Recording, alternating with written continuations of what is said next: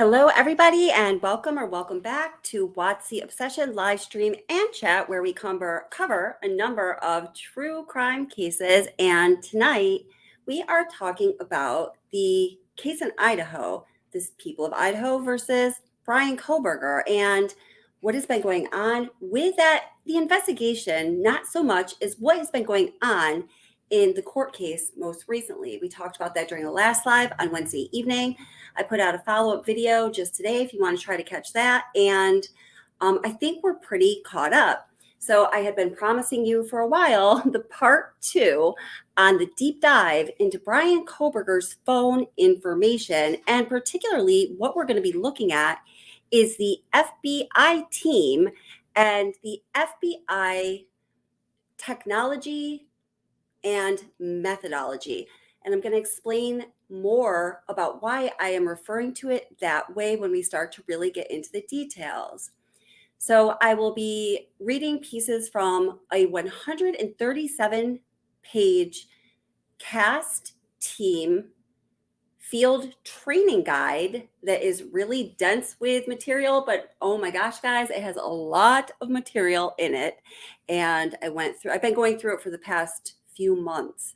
And just picking out the most interesting pieces as they pertain particularly to this case. So for those of you who are new to the channel, if you don't know me, hi, I'm Kelly. I'm the creator of this channel, and I used to work in site acquisition for telecom. I had a territory in Philadelphia and Atlantic City, and I worked for a firm that my friend is the president of. It's just a partner firm. I worked for them for 5 years, and I would go out, and Verizon was my customer. When they needed to expand their cellular capabilities, whether it was voice or text, or it was upgrading to the latest and greatest, like 4G to 5G, they would need to add antennas. That's literally what it usually came down to. Either to, if it was right in Philadelphia, maybe it was a building they would have to put antennas on the side of, or if it was rural, they would have to put more antennas, more sectors. So antennas each have sectors. So there's 3 sectors. We'll talk more about that a little bit later, only as it pertains to this case, not to bore you, because I get really excited about this stuff. And then I would have to find, say if it was a cell tower, sometimes we'd have to build the tower. You don't do that as much these days because, how many cell towers can you have in the world? So what they do now is they do something called co-locate. So they kind of share towers. And then I'd have to pick 3 properties and work through the logistics and the legality of, those possibilities. So it is most advantageous for Verizon, while keeping in mind putting the antennas or the tower where is going to give this area of Verizon customers an upgraded feeling of service, right? So I worked with the radio frequency engineers, and everybody's involved in the process from A to Z. Investigators at times too, and I'm going to tell you about that. First, before we get into all the juice, I want to take a look at just a certain section of the probable cause affidavit that specifically has to do with the information that law enforcement was able to glean from the cell phone data and other things as well, because we're always looking at the case in its totality, right? It's never just a one element situation that we're well, sometimes it is, but when we're looking at a true crime case from our perspective, we're looking at the totality. Now, I know that everybody loves to chat, and sometimes we get off topic, which is totally cool. You guys are great. I love y'all. I'm so glad we have an awesome community. I want you to listen carefully. I'm going to be reading through this part of the affidavit, and there's going to be a couple other things injected there. I want you to listen to with the whole probable cause affidavit. If we were just to read the part that talked about how law enforcement found their way to Brian Koberger, and we said, okay, guys, afterwards, we said, okay, so tell me the sequence of events that led law enforcement to Brian Koberger. I might say, well, it was this, this, and this, and K-Braze might say it was this, this, and that, and Double R is going to be like way out in a hot air balloon, and we'd all probably say different things, or the answer might be from a lot of us, well, I don't really know. I want you to listen to how they do not make it clear through the reading of the probable cause affidavit the sequence of events that led them to Bryan Kohberger. That's important for a number of reasons. And welcome everybody who's just coming in. Come on in, make yourself comfortable. Hi, GOP Nick. I hope that your face size problem did not make a reappearance. And welcome everybody who's just coming in and everybody who's watching the replay. I am so glad you guys are all here.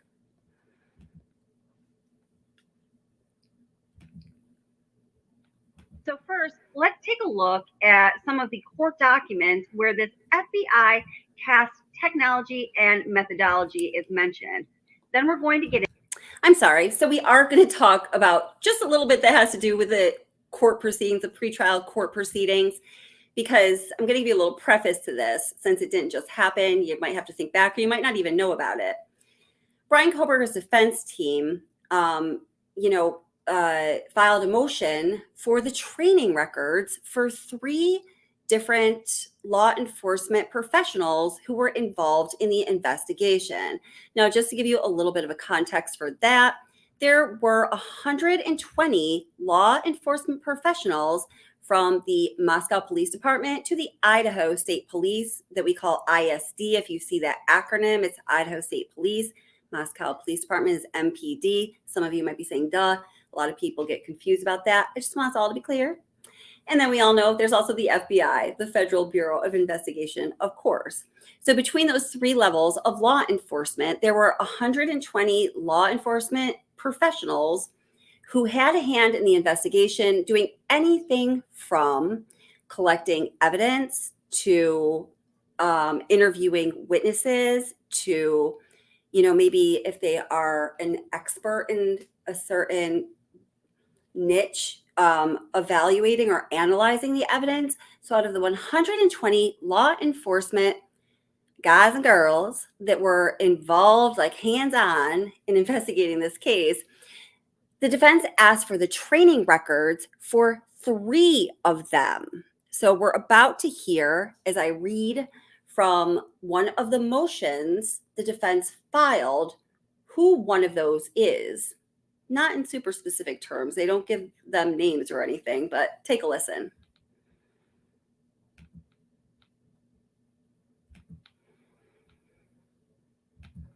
into exactly what CAS is, what has been learned about this very secretive process, and I actually have my hands on one of the FBI CAS training manuals. It's 137 pages.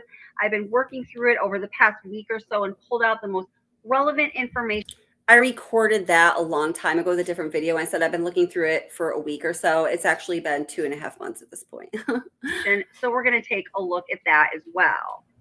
So let's first take a look at this right here. Boop. So this is the defense's second motion to compel discovery. So in this second motion to compel discovery, they list in an itemized manner all of the things that they want from the prosecution, from the state's team, as far as the evidence they know that they have their hands on. We're like, hey, you're going to hold this against us. We need to have a chance to properly defend our clients in regards to all evidence you have. So hand it over, right?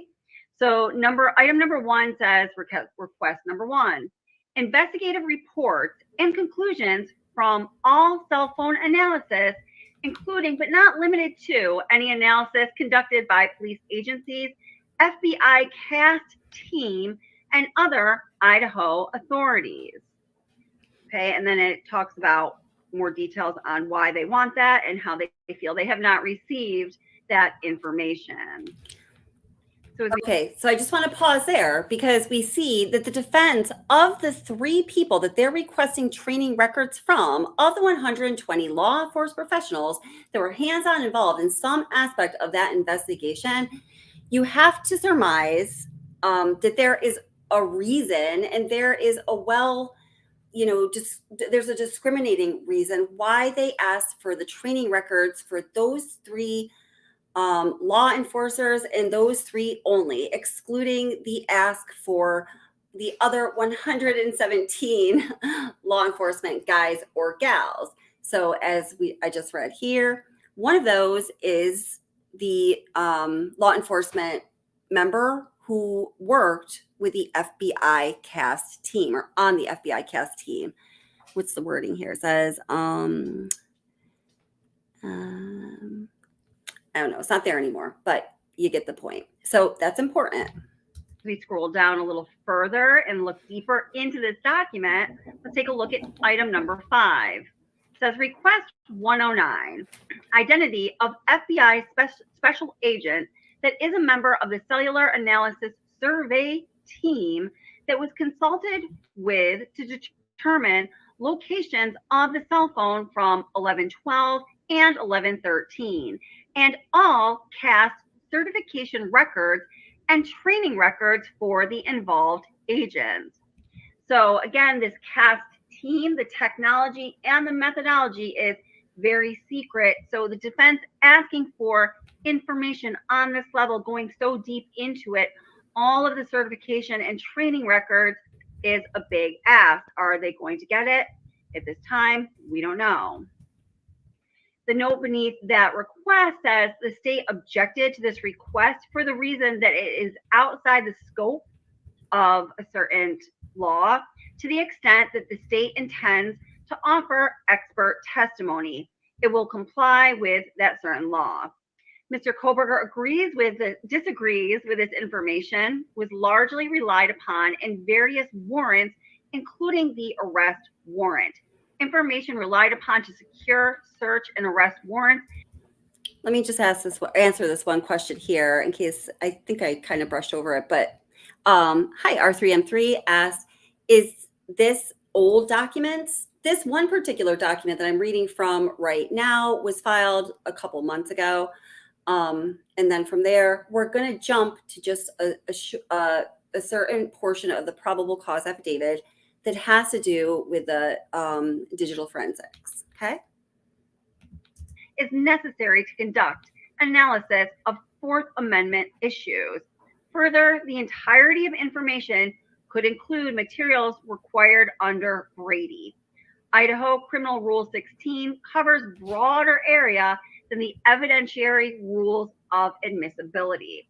So essentially they are saying, hey, although, state, you're telling us that the information we are asking and regarding to the CAST certifications and training records of the agents involved in that CAST team is not relevant on its face, we are saying that the information that you have dug up was due to the CAST technology and methodology by the agents who are part of the CAST team, and we want to know about it. It seems to me that this request from the defense certainly is fair. Again, it is a very secretive process and methodology, and for them to want to know how they gain the information, the very specific and precise information regarding Brian Koberger's phone's whereabouts, I don't know, man. That seems like fair game. What do you think?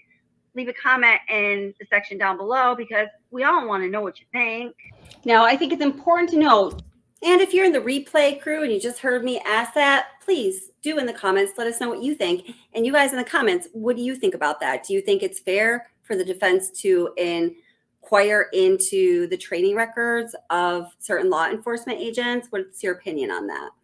Two dates that were talked about in that portion of the defendant's second motion to compel discovery that I just read, and that is November 12th and November 13th. So item number 5 says they want the identity of FBI special agent that is a member of the Cellular Analysis Survey Team, or CAST, that was consulted with to determine locations of the cell phone from 11/12 and 11/13, and then all of those certification records. So what we do know based on this statement is that the FBI did use that CAST technology and methodology on the 12th and the 13th to determine the precise location of Brian Koberger's phone. Now next, in the probable cause affidavit, Officer Payne talks about how they looked for cell phones that were in the area of coverage near the King Road residence between 3 a.m. and 5 a.m. on the morning of November 13th. And his known phone number, the phone number that they knew to belong to Brian Koberger at that time, did not show up in that area.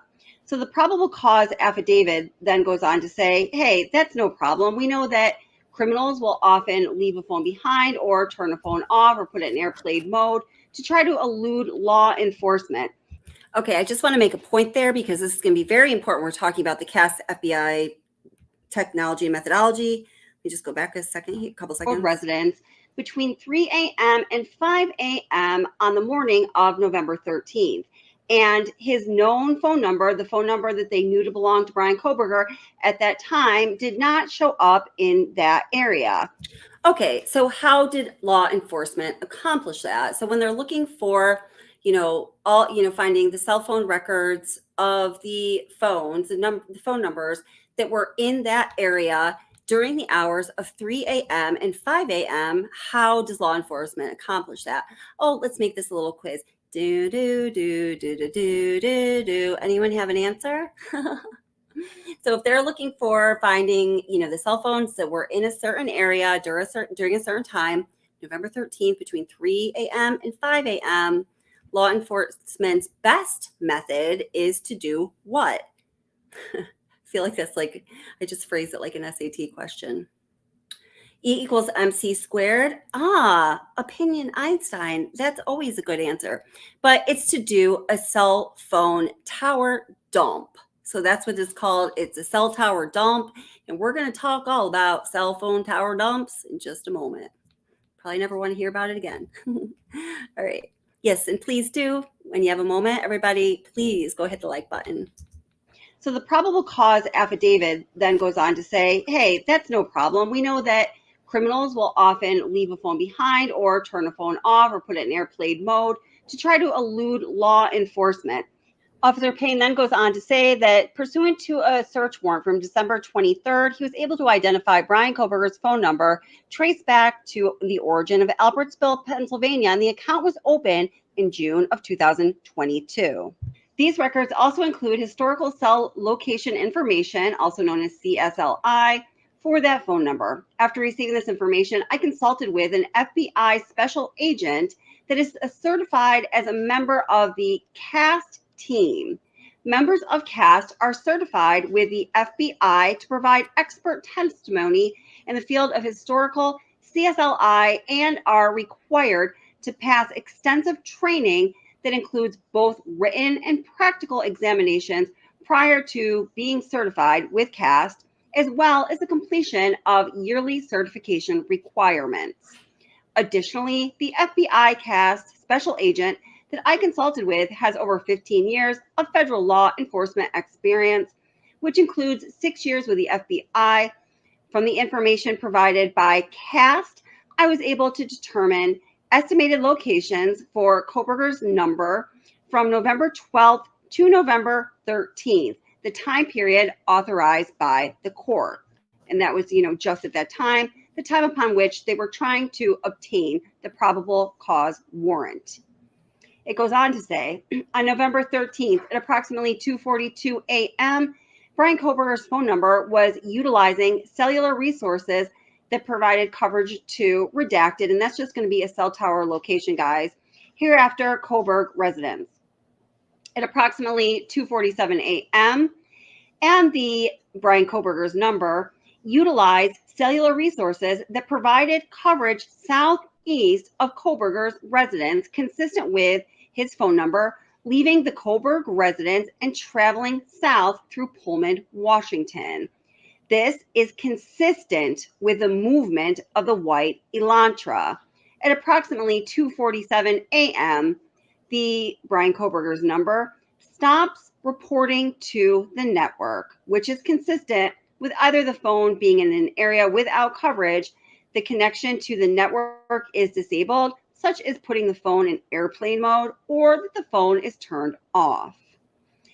Bryan Kohberger's number does not report to the network again until approximately 4:48 a.m., at which time it utilized cellular resources that provide coverage to ID State Highway 95 south of Moscow, ID near Blaine, Idaho, which is north of Genesee, he notes.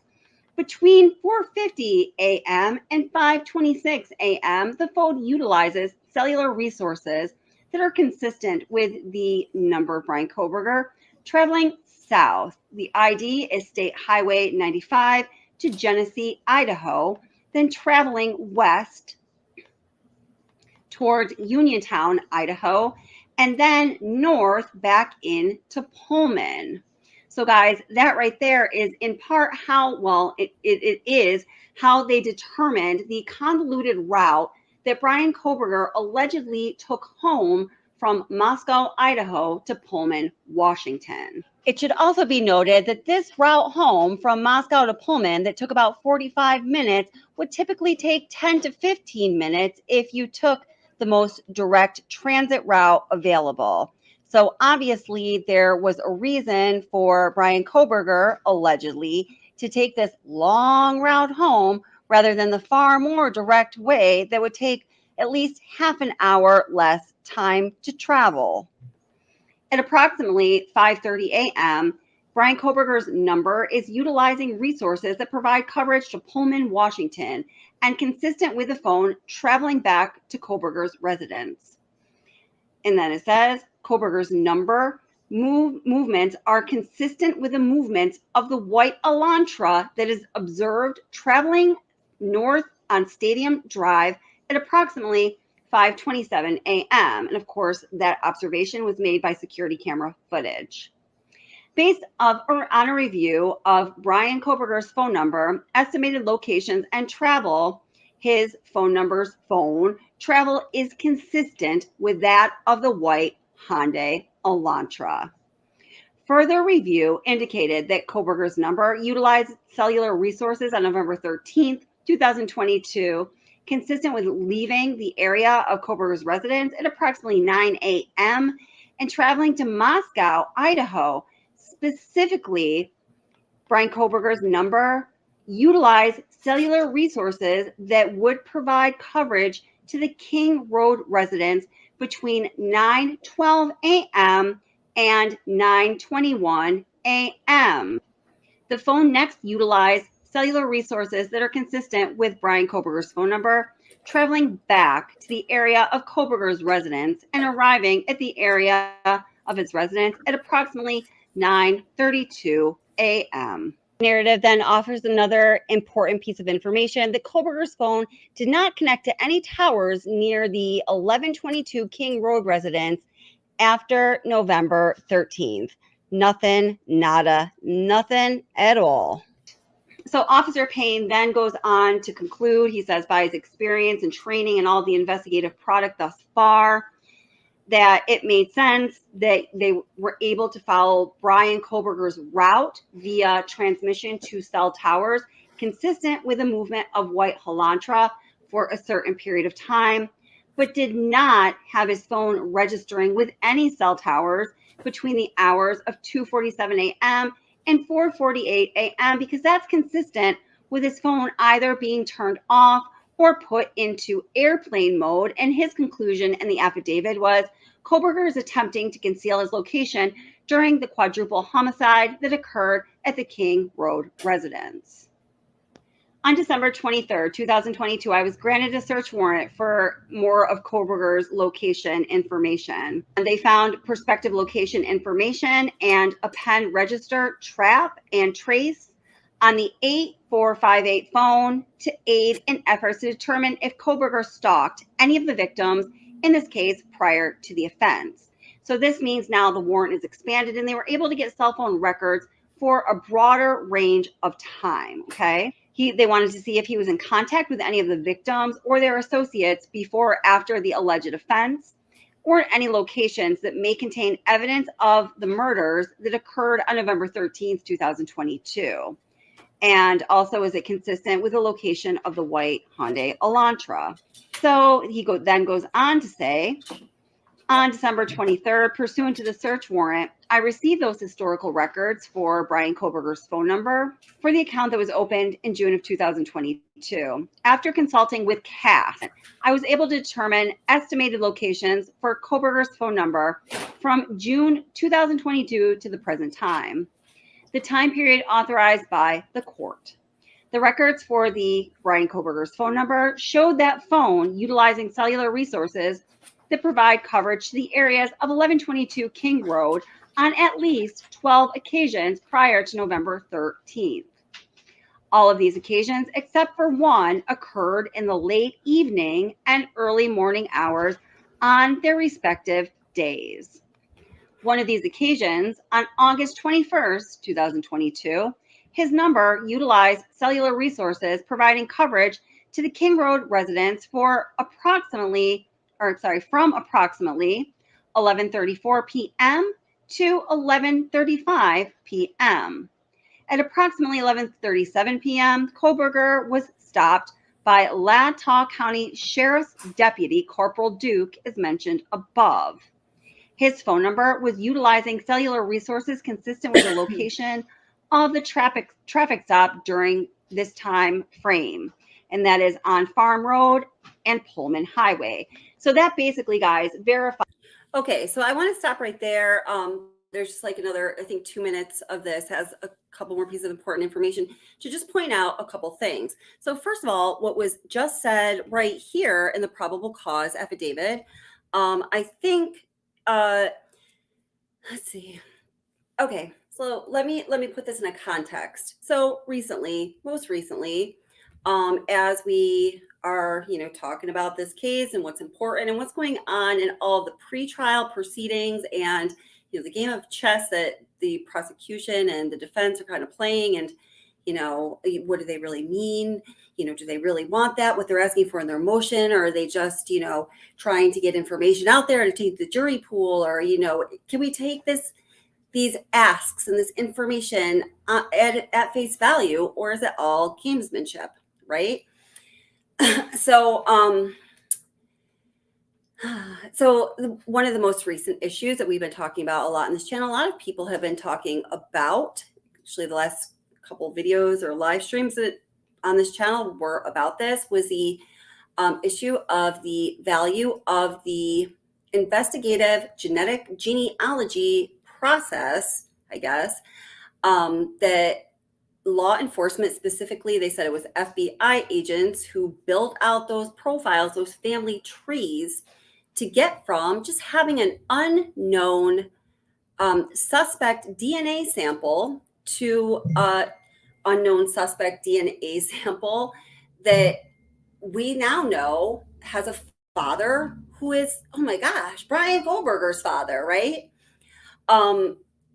So the defense has been asking for I don't want to say all along, that's kind of a very vague thing to say, but for a while, they have made, I think that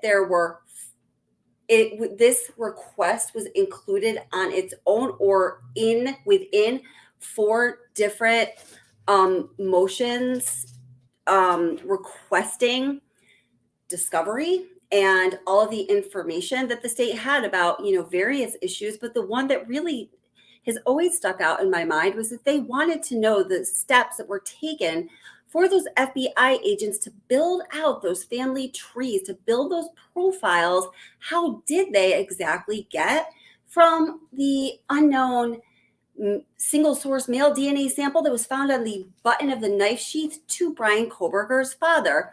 And the prosecution, of course, is saying, nothing to see here. We now have the buccal swab. We swabbed that man's cheek, and that sample came up with a number of 5.37 octillion, greater probability that the DNA that was found on the knife sheath belongs to Brian Koberger than anybody else in the world or anybody else who has ever walked the face of the earth. So the prosecution says, you know what, defense and Taylor and friends, we didn't even present that to the grand jury. Na boo boo. And also, na boo boo, we aren't going to present that at trial because we now do not need to, because we have 5.37 octillion% chance statistic hanging out there. And as Nancy Gray says, if that were her, she would go and write 5.37 or 537 followed by 20 zeros right up on a whiteboard in the courtroom. It's pretty compelling, right? So the question is, when you boil it all down, guys, in the comments of the videos that I posted. For example, some of you say, yeah, I can't believe that the state has not that. First of all, well, the state says, you know what, we can't give you that information, defense, because first, we don't have it. And the defense is like, what the fuck are you talking about? You don't have it. You got to his father somehow, didn't you? What the fuck? You don't have the steps you've got. They're like, that's not possible. You're withholding stuff, sanctions. And the state says, well, no, we really don't have it. We have the end result. But while we were in that process of building out the family trees and building out the profile that eventually led us to Brian Koberger's father, we didn't take notes. We didn't take screenshots. We just forgot all that stuff that law enforcement is trained to do meticulously because it all matters. And yeah, we just didn't do that this time around. Quadruple homicide, death penalty pending. Yeah, but we didn't do it. Oh well, which is completely unbelievable. I'm not sure what I think really happened there, but I don't think they just forgot to do it. I don't believe that for a hot second. So, there's all these legal arguments, and we among ourselves can talk about, does it really matter if they know that let's say you believe that the DNA on the knife sheath, it wasn't planted or anything like that. That's like genuine. Okay. If the DNA on the knife sheath matches Koberger's with a 5.37 octillion percent chance, greater chance that it's his than anyone else's, does it really matter how investigators went about the investigative genetic genealogy process? And, in the end, we want justice for the victims and greater peace for the families. And we want the person who committed this horrific, egregious crime to pay. So personally, in that regard, I say, like, who cares? Fry the bastard. But then with greater weight, another voice in my mind says, well, wait a minute. Yeah, of course we want the person who committed the crime to pay, but that is a true issue of procedural justice. And if law enforcement did not take the correct steps above the table, nothing that was illegal, it was all, following what we should be doing as we're investigating a case. If they did that and like, okay, all good. But if they didn't do that, if they did something sneaky, if they did something illegal, which is what Gabriela Vargas's recent testimony, Gabriela Vargas, the investigative genetic genealogist, expert witness for the defense, that is what she was saying or strongly implying. And also, okay, we're throwing out the DNA evidence because if the investigators did something illegal to get from that unknown DNA sample to Brian Koberger's father, DNA evidence is thrown out. It is off the table. Pretend it never existed. I know that everybody who could possibly be a juror has already heard about it, but we're just going to give them a frontal lobotomy or whatever. All of them, all 9 of them, frontal lobotomies, line on up, and they're going to forget about that. It doesn't exist. So if they threw out the DNA and then the evidence that existed other than the DNA was not strong enough at the time the probable cause affidavit was written, delivered to the judge, and then signed by the judge, then that would be an issue, something to the effect of fruit of the poisonous tree.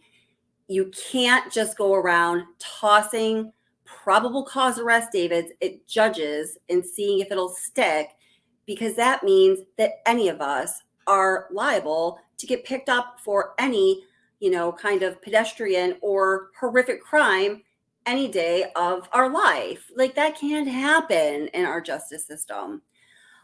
So getting back to what we just heard here that was read from the probable cause affidavit, let me just go back a couple seconds there. I am going to make all of my points. Bring them back for you here. Was stopped by Latah County Sheriff's. All of these occasions, except for one, occurred in the late evening and early morning hours on their respective days.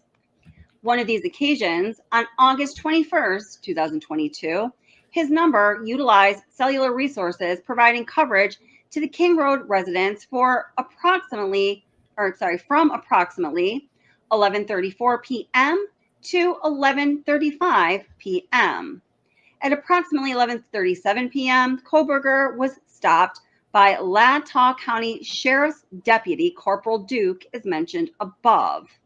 His phone number was utilizing cellular resources consistent with the location of the traffic stop during this time frame, and that is on Farm Road and Pullman Highway.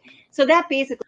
Okay, so we know that Brian Koberger was stopped on this occasion on, what was it again? August 22nd, 2022. And also another time within 2 months of this horrible crime happening. So he got to, or I'm sorry, his information was taken by law enforcement twice.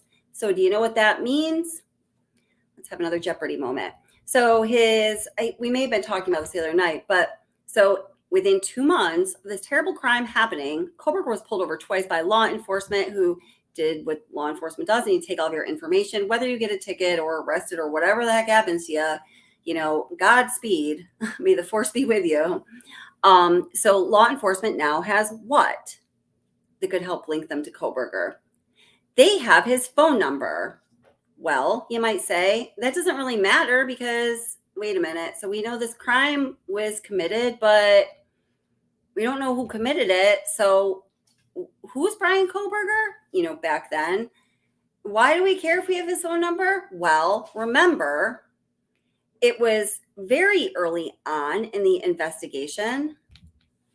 Let's see if I can get the date when law enforcement put the be on the lookout for the white Hyundai Elantra to other law enforcement agencies. And soon thereafter, I think it was 5 days after that, they put out the press release and made it public. So let's keep listening. I'm going to bring it back to this.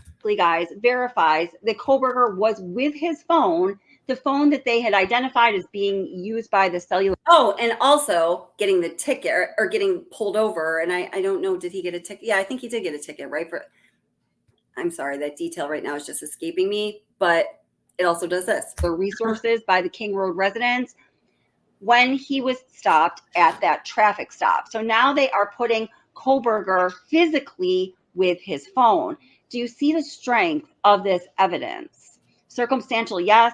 Strong, hell yes. Further analysis of the cellular data provided showed that the phone number utilized cellular resources on November 13th, consistent with the phone traveling from Pullman, Washington to Lewiston, Idaho via U.S. Highway I-95. At approximately 12:36 p.m., his phone number utilized cellular resources that would provide coverage to Kate's Cup of Joe Coffee, located at 810 Port Drive in Clarkston, Washington. Surveillance footage from the U.S. Chef's store located nearby that location, the coffee shop, showed the white Elantra, consistent with suspect vehicle number 1, drive past Kate's Cup of Joe at a time consistent with cellular data from Brian Koberger's phone number. At approximately 12:46 p.m., the 8458 phone then utilized cellular data in the area of Albertson's grocery store at 400 Bridge Street in Clarkston, Washington. And again, surveillance footage identified a car consistent with a white Elantra. And additionally, interior surveillance at that grocery store showed Brian Koberger walk through the store, purchase unknown items at the checkout, and leave at approximately 1:04 p.m. And then there is a map that depicts Koberger's possible path of travel right here and in the probable cause affidavit.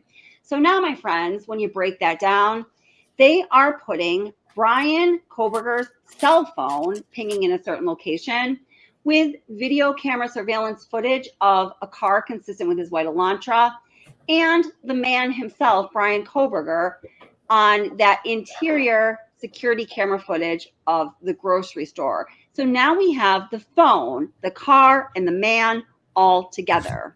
Just in regards to the specific set of facts we are talking about, I think that's what we call a boom, right? Boom.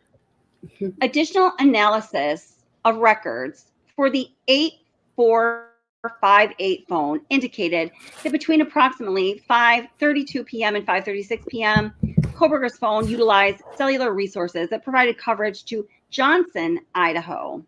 His number then stops reporting to the network at approximately 5:36 p.m. to 8:30 p.m., and that's consistent with the phone being in the area that his phone traveled in the hours immediately following the suspected time the homicides occurred. So now what's happening is they are putting Brian Koberger in a location earlier in the evening on November 13th, 2022, with his phone turned off for a couple hours, that is the same location that went along that convoluted route that Brian Koberger took home from Moscow, Idaho to Pullman, Washington in the early morning hours of November 13th after the quadruple homicides. So what exactly was Brian Koberger doing there in that exact same location for a couple hours with his phone turned off? Was he looking for a place to ditch the evidence, perhaps? And I got to tell you, when we went to Moscow and drove that route from the murder scene, this circuitous long route that could have taken him 9 minutes to get back to his apartment if he had gone the normal way, but driving through all these back roads, Dr. Dupree, it was so dark, no street lights, nothing. If an 18-wheeler met me coming the other way, I practically had to stop the car at night. It was that dark. This is Kelly from Watch the Obsession.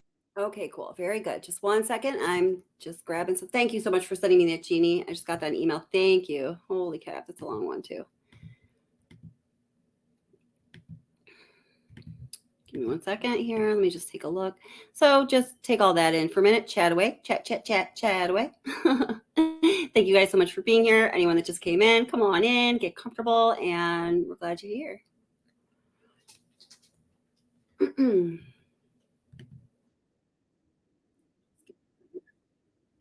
Oh, so something else that is interesting about what we just read, the probable cause affidavit, before I forget to discuss it, is, sorry, I'm a terrible multitasker. Are you guys any good at multitasking? I'm just not good at it.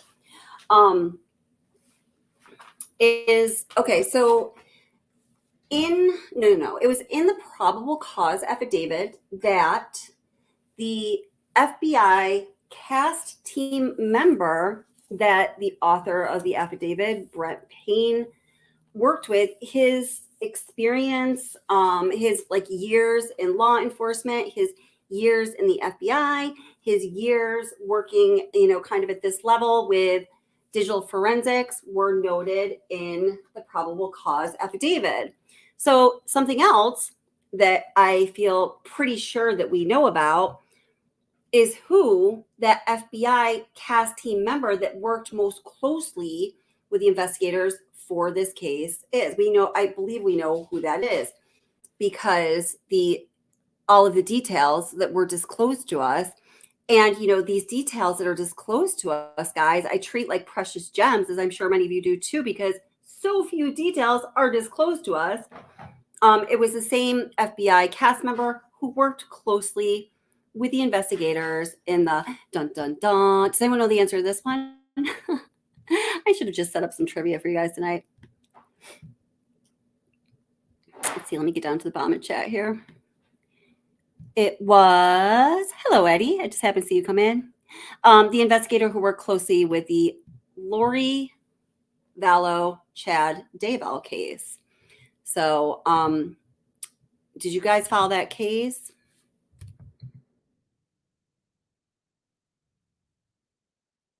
One second. I didn't follow that case too closely because I think it was Murdaugh going on at the same time. And I don't know, myself and people who were with this channel time were kind of shoved up the Murdaugh case butt. So I wasn't paying. That case has been going on for just a very long time. Let's see.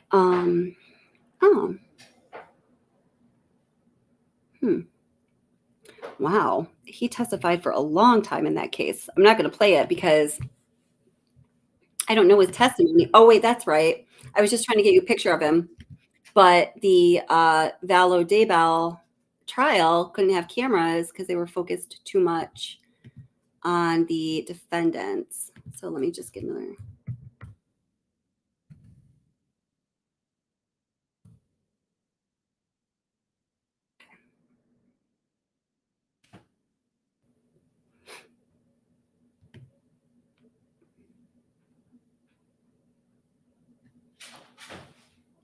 There's got to be a picture of dude somewhere.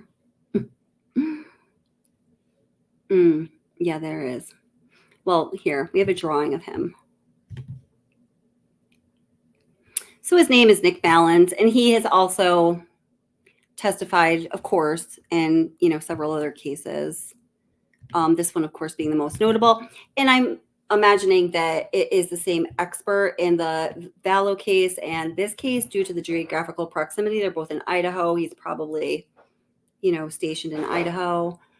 And this outline picture of him is not wanting to come up. Doesn't matter. It's just a chalk drawing. It's fine. Okay, so we know that little bit of information too, which I think is pretty cool. Hey, Agape Love, thank you so much for the super chat. Happy heavenly birthday, Kylie Rodney. That's right. Today would have been Kylie Rodney's 18th birthday. That's right. Yep. Happy heavenly birthday, Kylie Rodney. And what a shit show of the case that is as well. Okay, so we know all of that, but let's not stop there. Let's get into looking at the cast FBI. And thank you so much for the super chat again, Agape Love. I got in the car yesterday, Agape Love, and I turned on the radio and I thought of you for like 10 minutes while I was driving home because somebody was talking about agape love and how agape love is this, spiritual, powerful, transcendent kind of love and, just the meaning of it. And I was like, holy shit. Oh, wait, hold it. I should say, holy love. It was just like, I just started when I got in the car. So I was thinking of you. I thought that was so super cool. So yeah, agape love. It's amazing.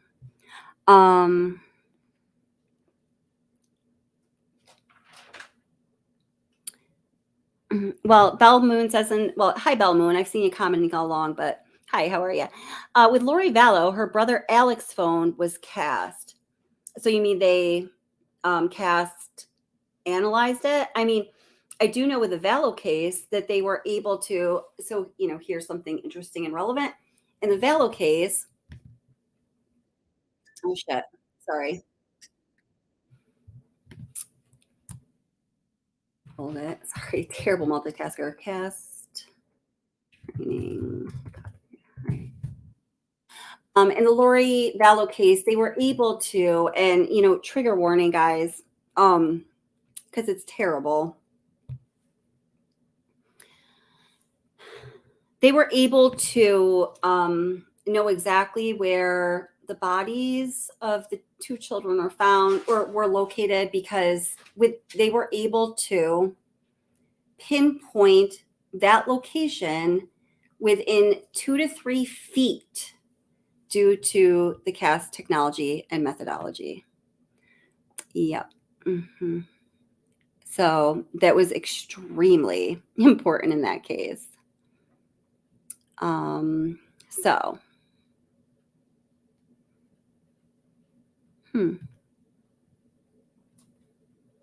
Interesting.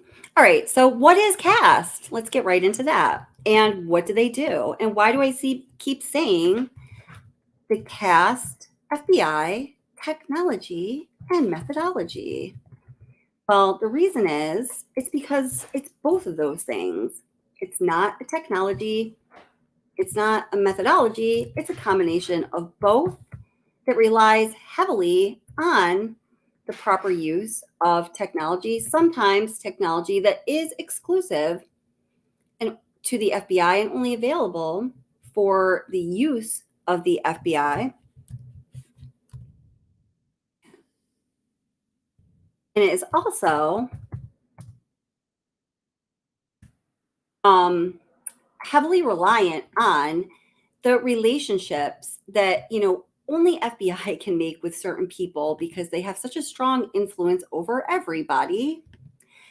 But certainly that only the FBI can make with large corporations like cell phone carrier companies. All right. So here, let me share this with you. Take off my earphones. It's making my own voice. Oh, that's so much better. Okay. It's making my own voice echo in my head, which is maddening. How's everybody doing? How y'all doing?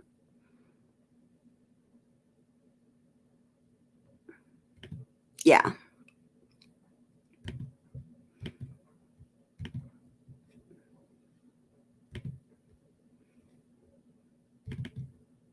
Okay. Dun, dun, dun, dun, dun, dun, dun, dun.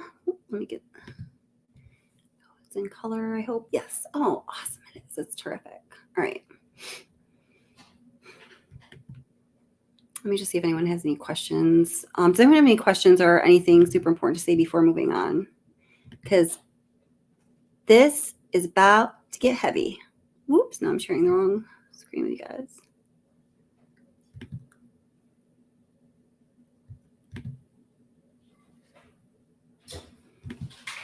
All right.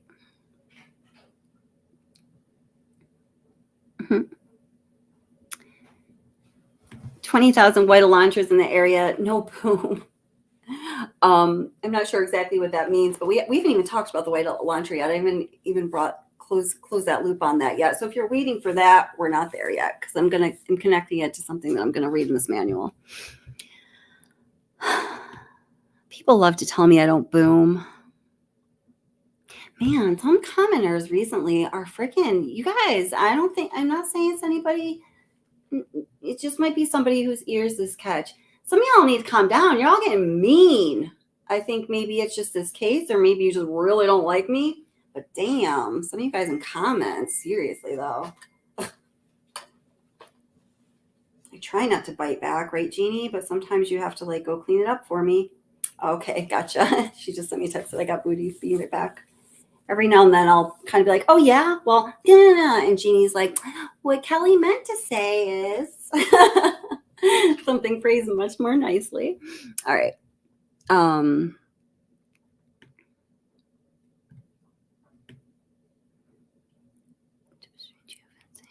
Okay.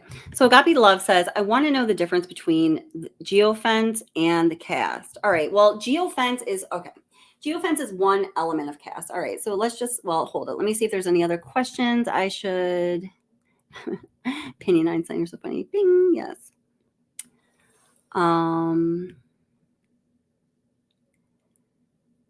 Does anyone have any questions? Like Agape Love just asked, do you have any specific questions that you're hoping would be answered in learning more about this? Because it could very possibly be somewhere in that manual. And if it is, I probably know it is because I've read this thing in totality a couple of times and I've read certain sections of it several times. Aw, thank you, Amy Terry. I can't pin comments right now. What the hell? Oh, there we go. Thank you.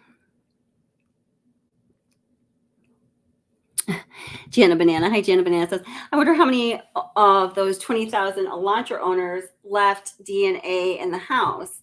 Well, oh God, do I want to go there now? Yeah, okay, since we're talking about the 20,000 Elantras in that area, there's 20,000 Elantras in that area. How many people are in the area? How many cars are in that area? Certainly, it's a lot of Elantras. Okay, so now, obviously, because of the egregious nature of the case, all the law enforcement agencies in the whatever radius area of Moscow took this bolo very seriously and they were looking out. So when you're looking out for these white Hyundai Elantras, the law enforcement agents are also trained to be aware of the possibility of observing other things that would make one white Hyundai Elantra driver more suspicious than another. Do you know what I'm saying? Yeah, and I'm going to get back to that because, again, it's going to speak to something specifically in here. Hi, Anaphylaxis. How are you doing? Great to see you. And how many of them had Koberger's phone riding around in it? I know. These are like great questions. All right. And how many don't have a front plate? That's one of the things I was going to say. Yeah, I mean, one of the okay, so since we're all bringing it up anyway, one of the very particular things about his white Hyundai Elantra, and I live in New York now. I lived in New York City, but I lived in Philadelphia. New York. I lived in Philadelphia for I think a total of 17 or 18 years. So that's in Pennsylvania. And when I would drive back home to New York, like my parents and my friends were like, "Oh my God, your front license plate dropped off, it fell off." I'm like, "No, we don't need them in Pennsylvania." I don't know how many states we represent here in chat, but let me see if I can find the answer to that. How many states do not require a front license plate? Let's see if we can find the answer, because I think the majority of them certainly require both. All right. Oh, well, okay. It still is the majority. But the answer is there are currently 21 states that do not require a front license plate. Okay. So I'm so glad you brought that up, Bell Moon, because we are going to know about this white Hyundai Elantra that law enforcement is looking for. And then 5 days later, everybody in the world was looking for, certainly everybody in Moscow, everybody in Idaho, most people in the United States, and also abroad are aware of and looking out for. They knew at that point that there was no front license plate. So when we are talking about this white Hyundai Elantra being in Idaho, and it would be interesting to know exactly what states don't require front license plates. I think that they are, well, I'm not even going to speculate about that because I could be totally wrong. Or, yeah. How many of the cars at Washington State University, I'll say it again, Washington State University. It's a state university. The vast majority of undergraduates at Washington State University live in Washington State because, as many of you might know, and if you do not live in the United States and you don't know this, now you're going to know it. If you go to a state university within your own state, the tuition is significantly reduced. I mean, we are talking like from $34,000. I'm thinking of an experience I had with a school that I went to $9,000 or $11,000 a year. So $35,000 drops down to $10,000. You get a $25,000 discount if you go to it's just a one statement. I know that they vary. If you go to a state university within your own state. So the vast majority of cars of students or people at Washington State and around Washington State University are going to be from Washington State. So it's just the fact that Brian Kober's car has a Pennsylvania plate on it makes it stand out, and it makes it noticeable anyhow. And the fact that it doesn't have a front license plate in Washington, where they require a front and back license plate, makes it even more remarkable. And then you start to look at other factors that we're going to talk about, and it starts to become not so difficult to pinpoint the dude. But it's not just because I'm saying this now. It's because investigators were investigating and had the help of FBI CAST. All right, let's go. So this says cellular analysis and geolocation field resource guide. I thought this is, there's some more material I have. I thought this was going to be explain the most that I know people want to know about.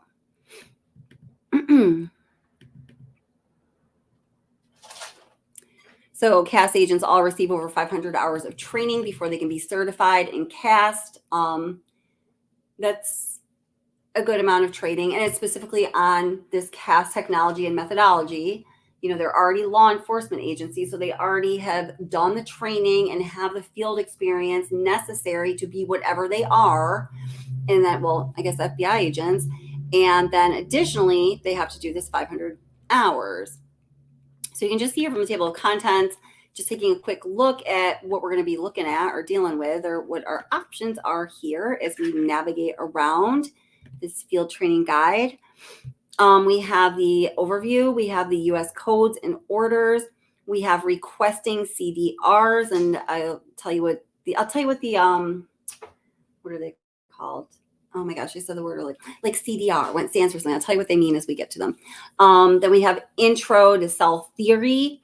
Then we have plotting cell towers, and then cell site database and other sites, and then mapping programs, And then I had to use that when I was in site acquisition, and it was, I freaking hated it. Geo Earth Plus or Pro or whatever. I don't know. I think that's what it was. Then we have location-based services. Then we have tower dumps. Remember we talked about tower dumps already?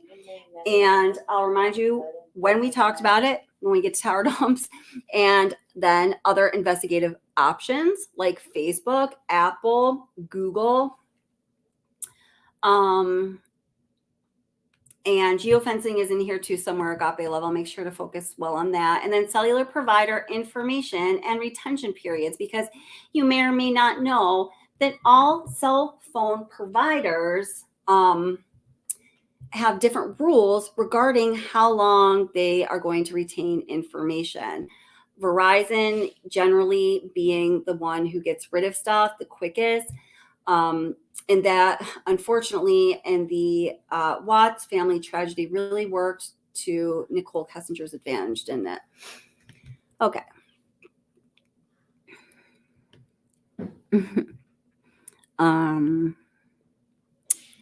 Just based on how much DNA they actually had in their possession, mind you.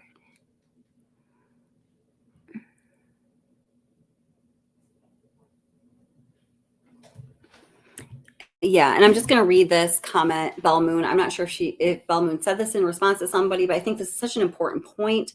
And I think people get confused. And we talked about why that is during the last live stream. If you want to know, go watch that, because I don't want to get into the whole, people are running out of content, so they do XYZ. But anyway, Bell Moon says, so with all of the information turned over to the defense, there hasn't been anything exculpatory presented in motions, only going after procedures. Exactly.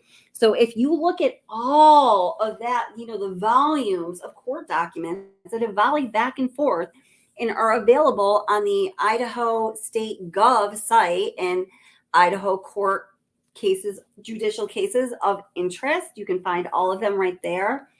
You're going to find, if you look at them all together, that is what it's all about. Very well said, Bella Moon. There is nothing exculpatory, even though the defense has so loosely used the word exculpatory and has made sure that it has gotten out to the public, that it has somehow shifted our perception of Brian Koberger's guilt or innocence, and has perhaps gotten out to potential jurors.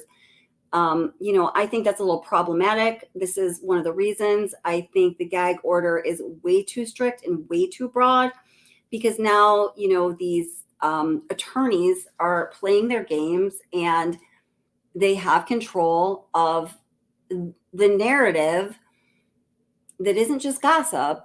It's influencing people who may decide the life of a young man, and that's really important stuff, Oh, gosh.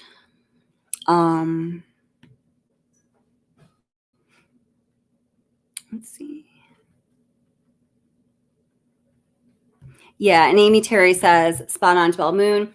And Anne has, oops, sorry. Oh, she's trying to create doubt. I misread that, but no, good comment. I was just going to mess your words up. Yeah, and I think that's exactly what she's doing. Hey, Brandywine True Crime, how are you doing? It's great to see you. Okay, so.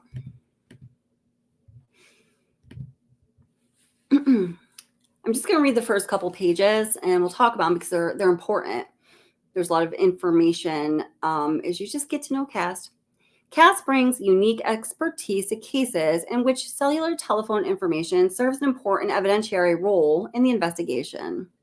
When necessary, CAST will utilize industry standard survey gear, drive test equipment to determine the true geographical coverage, breadth of a cell site sector.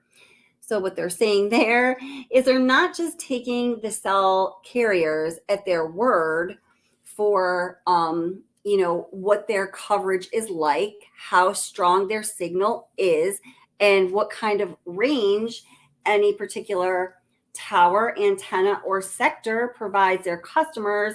They check it out themselves. So, that's certainly good practice. PPP, Project Pinpoint, uses the following data sets. historical cell tower lists, which, guys, are, by the way, really hard to find if you want a current accurate list. That's another thing, having worked in site acquisition, and and I worked for my good friend who's still, has a site acquisition firm. Like with the Watts case, he was able to get for me in a not illegal way all the cell towers that were in, the Frederick, Colorado area on August 13th of 2018. And I was just lucky like that I had that I did that work and that I have that friend, right? And then, people would debate me on it. Oh, no, it's not that number. It's this number. Well, at the time when I was putting out this information, let's say it was 2021, you weren't able to get the accurate cell site information for August 2018. So anyway, it's not as easy to find historical cell tower lists that are accurate. Next, FBI informant and liaison contacts. And then it says community outreach, etc. So this is how they do what they do, guys. So PPP, this is how CAS does what they do. Okay. Fugitive warrant data and Megan's Law sex offender registry. Well, this is part of it, obviously. Next, it says other divisional crime data, such as shootings, robberies, etc. And then it says other data deemed appropriate, such as visas, cameras, case information, etc. So they're using all resources. They're using the technology. They're using the records. They're using their sources. They're using their connections. They're using the databases that they have access to. And I believe probably the FBI has access to any database that anybody could find access to. Which are overlaid and analyzed using mapping software to support fugitive apprehension, informant development, enhancement of investigations for all investigative programs. So, CAS mission and structure. There we go. It's good. The mission of the Cellular Analysis Survey Team, also known as CAST program, is to support FBI along with state, local, and tribe investigations through the analysis of cellular call detail records, CDRs. So CDR, which you're going to see a lot, stands for cell call detail records. Cell call detail records. Cell detail records, okay? And their associated tower information. Priorities. Number 1, an immediate threat to life. Number 2, FBI priorities to include national security, criminal, and cyber. And number 3, assistance to state, local, and other federal agencies. The CAS program is managed by the CAS unit within the Operational Support Section of the Criminal Investigation Division, CID, with 5 headquarters. So 5 headquartered SSAs. What does SSA stand for? I don't know.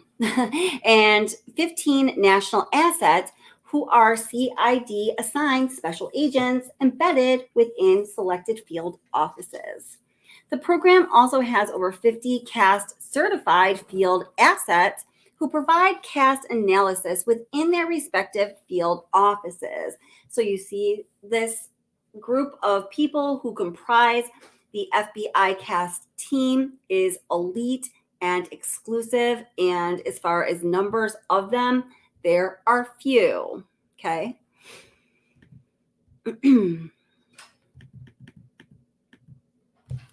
So cellular analysis survey team and field assets. Okay, so that's, well, and then you're going to find out what these letters mean in a little bit.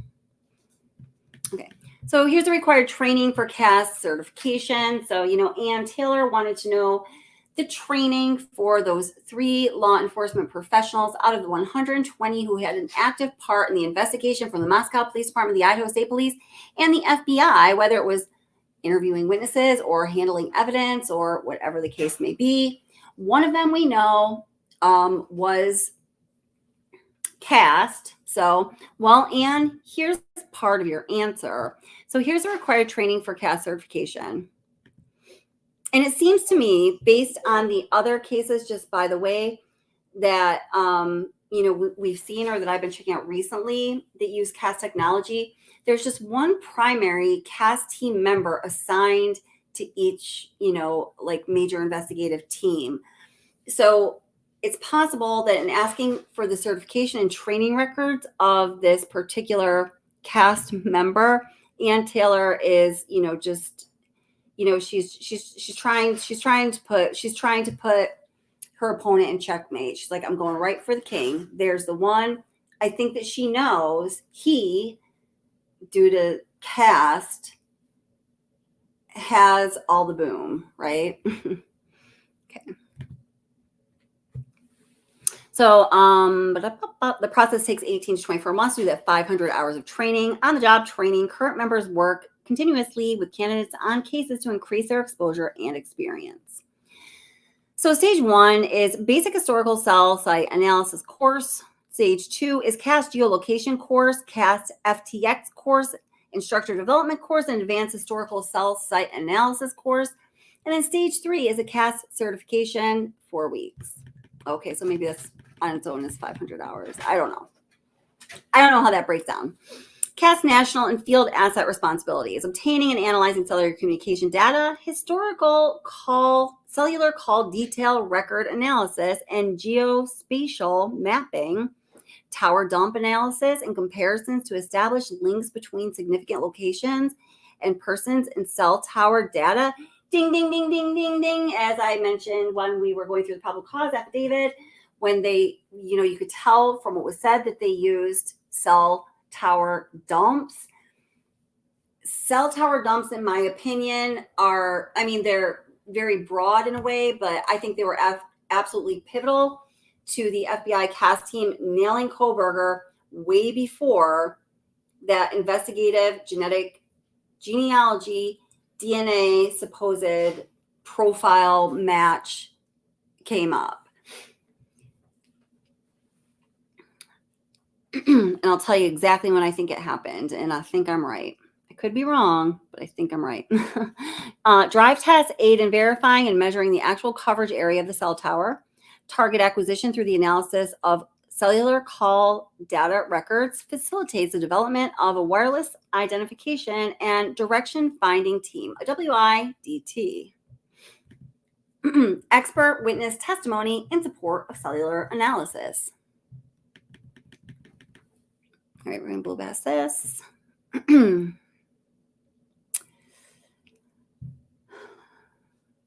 Yep.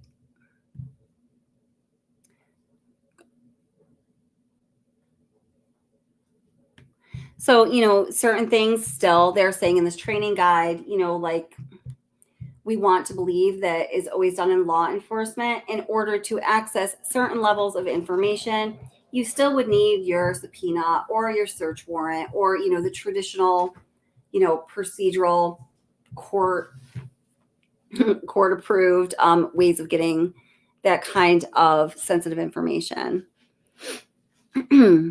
So again, all of the major carriers have different rules and completely different rules. I'm telling you guys, none of them line up. There's a chart in this manual that we'll check out where you're going to see that none of the major cell carriers have the same rule of how they handle a particular type of information. And I'm talking about, like, say, voice data versus like text messages.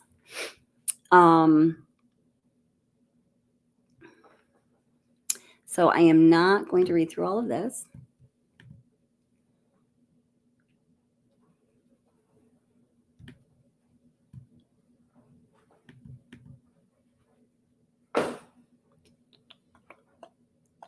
Actually, you know what I have to do? Oh my goodness.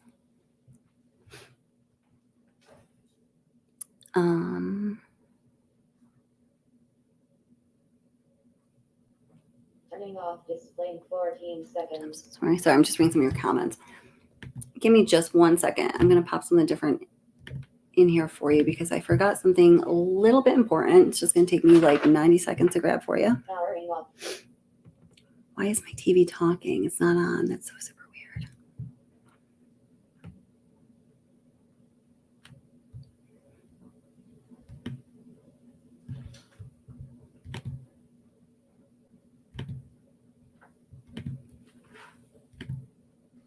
No way. Jeannie, did I take that link down? Oh, no. Okay, here it is.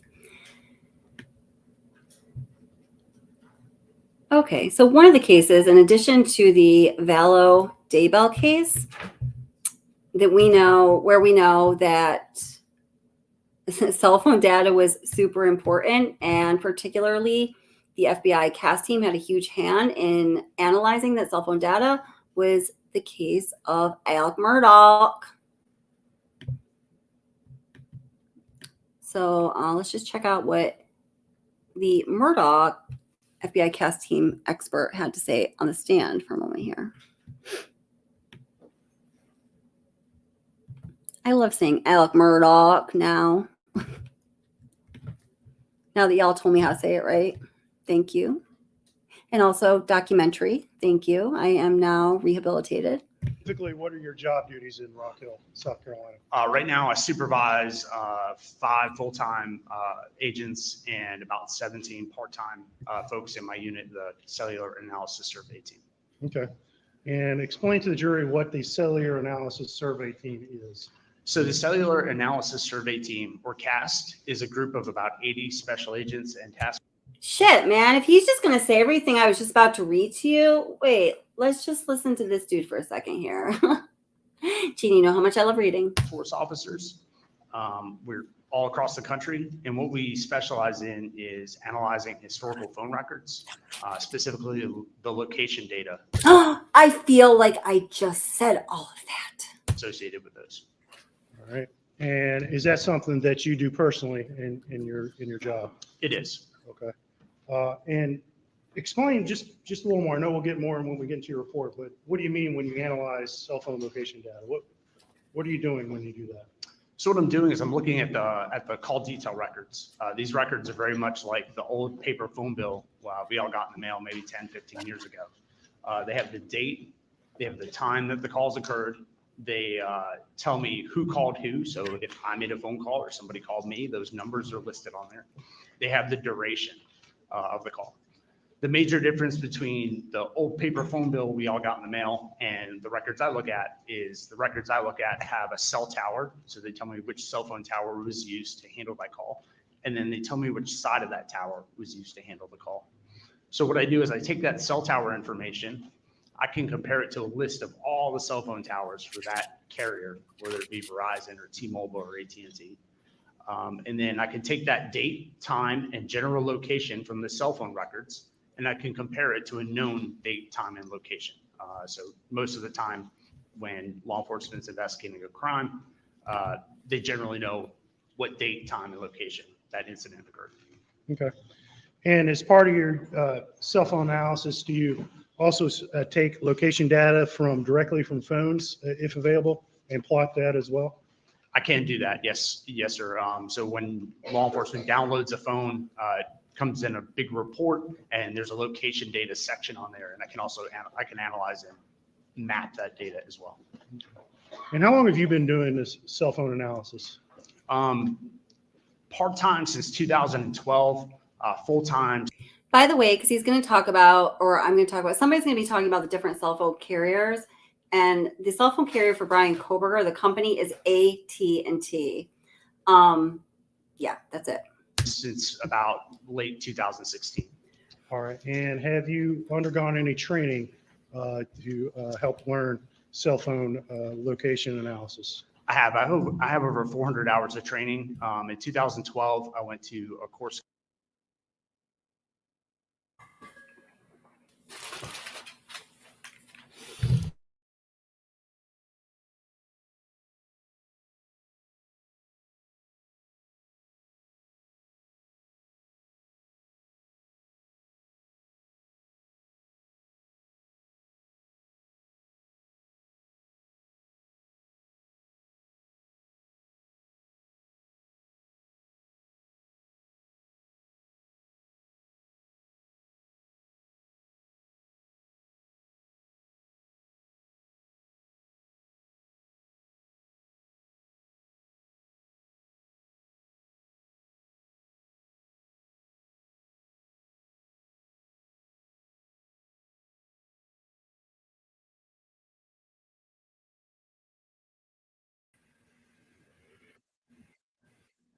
Okay. So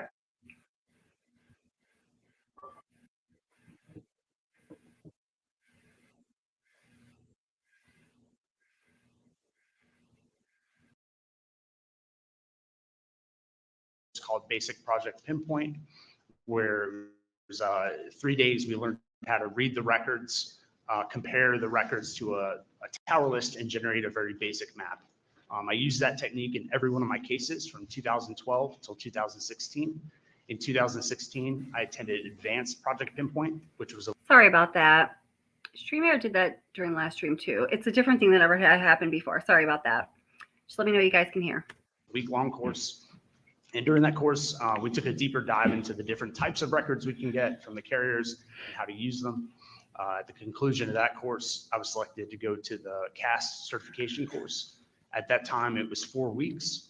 The first week being training on radio frequency theory, so learning how radio waves travel between the phone and the tower and then back through the network.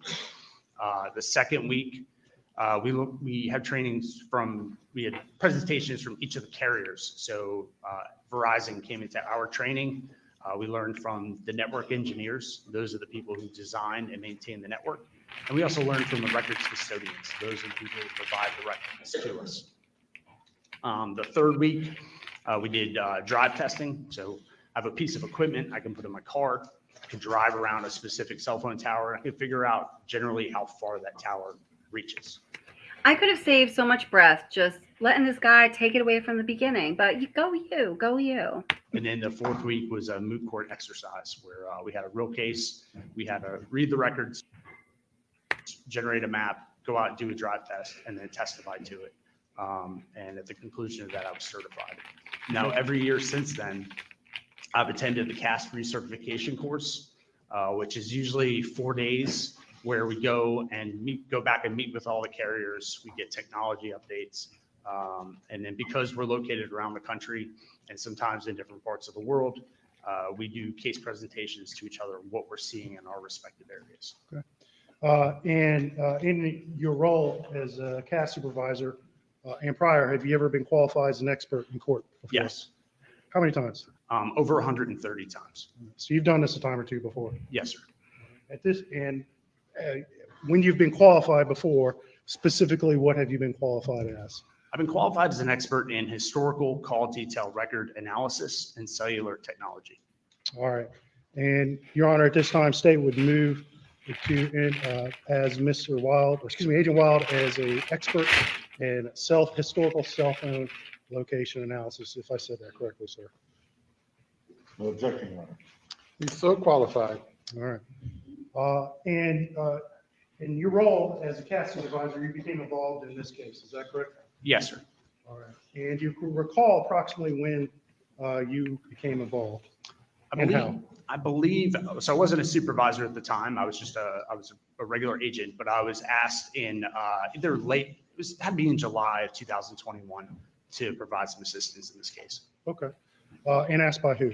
I believe it was Dylan Hightower. Okay.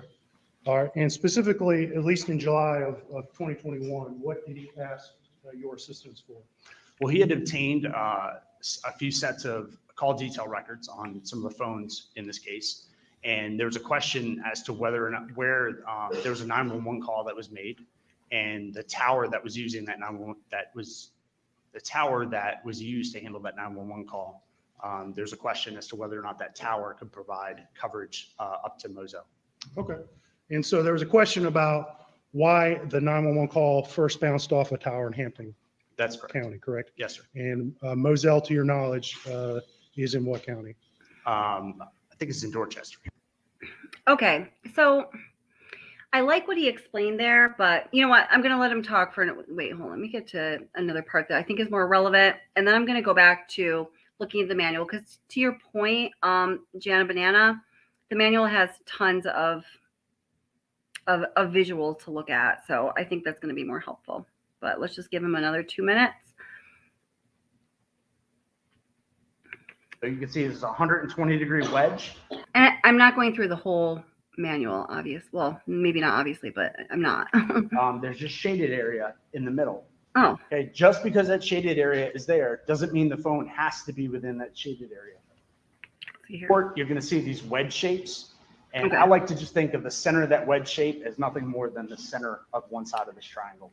All right. Some Sorry. tight areas to work in, but can you stand in that area there? All right. Methodology is the second paragraph. Okay, here we go. This is what I wanted. All right, so the first slide here. So now you'll understand why I'm saying technology and methodology. So Agent Wild, I'm going to hand you this, and I'm going to essentially ask you to start going through this report with the jury to explain to them. I'll probably only interrupt if I feel like something needs to be clarified. You just tell me when you need to click to the next slide. But at this point, I'm going to let you take it away, sir. All right, so the first slide here, this is just who I am, my case number, and then the telephone numbers involved. So we can go to the next one. The second slide, it just gives a background. So I was asked by SLED to conduct analysis in this case. The first paragraph. Methodology is the second paragraph. So again, I take the call detail records. These are kept by the carriers for billing purposes, for some other technical purposes. But I take these call detail records. I compare the cell tower data on those call detail records to a list of towers. And they tell me whether that phone is in Hampton, whether the phone's in Charleston, whether that phone's in Spartanburg or Greenville. It gives me a general idea where the phone is. And then, so the cell site locations, so the towers can change over time. Okay, just in the last couple of years, we've gone from using 3G to using LTE, and now we're all have the 5G bar on our phone, right? So the tower list change, the towers change, and we get updated tower lists on a regular basis from the carriers. So I use the tower list that was in effect around the time of the incident, so around the time of June 2021. The survey analysis section. So again, we took 3 pieces of equipment and we basically drove everywhere, all the way around around the area, trying to record all the signals from the different cell towers. What that gives us is a general area of, it actually maps out the area of where there's coverage from those cell towers and cell sectors. And then, yeah, my conclusions, you can go on to the next. So this slide just shows different types of cell phone towers. Okay, I draw your attention to the one on the top left. We have these speaker-looking devices hanging on this tower. Those are the antennas that transmit and receive a. And this technical stuff is actually kind of important if you really want to understand how well triangulation truly works in a deeper sense than maybe you do unless you already know some stuff about this, which will allow you to understand then the even more kind of technologically complex things to know or that they're going to be talking about. Listen up. Signal to and from a phone. Okay, a phone is very much like a car radio. As I drove here today, I tuned into my favorite radio station or my favorite frequency, and somewhere along my route, there's a radio tower. It emits a signal at that frequency. My car radio can receive that signal. I can listen to my favorite station. The major difference between a car radio and a cell phone is that with a cell phone, that information has to go in 2 directions. It has to be able to be received from the tower, but you also need to be able to send that information back to the tower. So those are the antennas that send and receive those signals. The second thing about this is you'll know that you realize those antennas, they hang on a triangular shaped structure. Most of the towers are designed to cover a full circle or 360 degrees. And the way that the carriers accomplish this is by breaking that circle into 3 sides or 3 sectors. So later on in my report, you're going to see these wedge shapes. And I like to just think of the center of that wedge shape as nothing. Wait, I'm bringing some graphics in for you here while he's talking. I think I can do this. Oh, shit.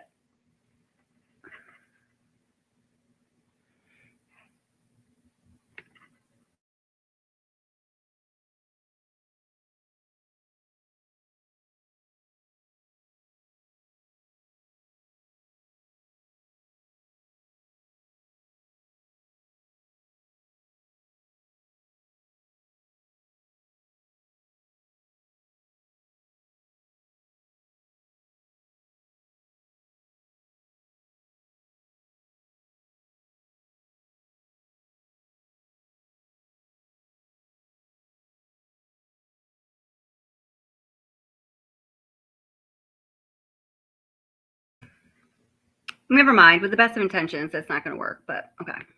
More than the center of one side of this triangle.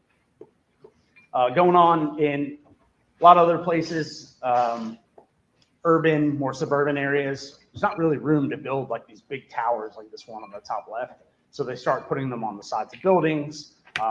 I have said all of this. This guy, he stole my script. No, I'm just kidding. The smaller ones will be on top of light poles in the cities.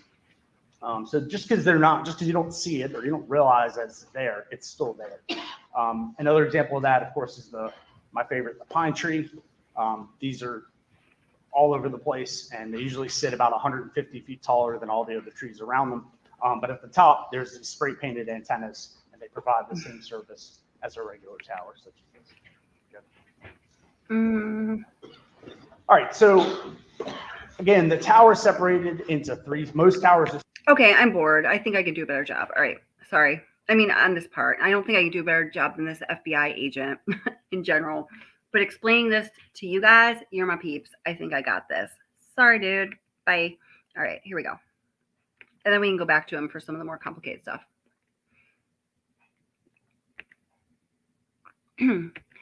Okay, here's what he's talking about. So here, we just have our cell phone tower, and if you think of, you'll see like each arm on a cell phone tower, like the cell phone tower that is on the thumbnail for this video. Each of those arms or those antennas will have these three sectors. So, in the whole 360-degree circle, they're facing all of the directions, north, northwest, south, south, all the directions, right? So there we go. They're alpha, beta, and gamma. This is too much to know. It's also too much to know. I believe this is more than you need to know also. Let's see.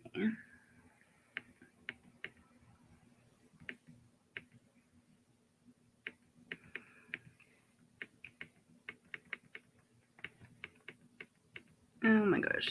So Google Earth Pro is also more than you need to know.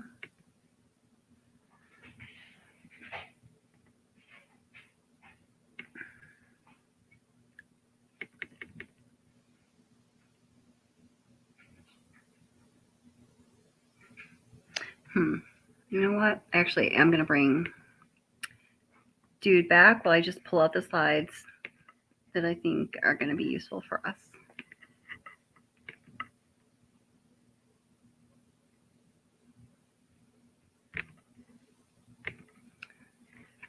Sorry, I criticized you, Matt. When I look at the call detail records, they tell me the tower number, say it's 23. They tell me the sector, say it's 1. What I have to do is I have to go into the tower list and I have to look up tower number 23, and then I have to look up sector 1. And that tower list is going to tell me which way that sector faces. What I'm looking for there is something called the azimuth or the orientation. Azimuth and orientation are just two big scary words for direction. Okay, so if the azimuth is 0, all that means is that side of the tower faces north.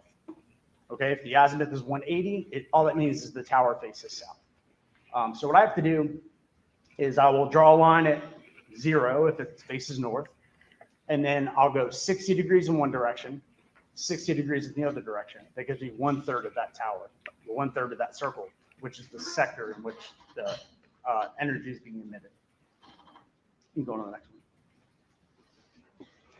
So I display that information using this wedge shape. So you can see this is a 120-degree wedge. There's just shaded area in the middle.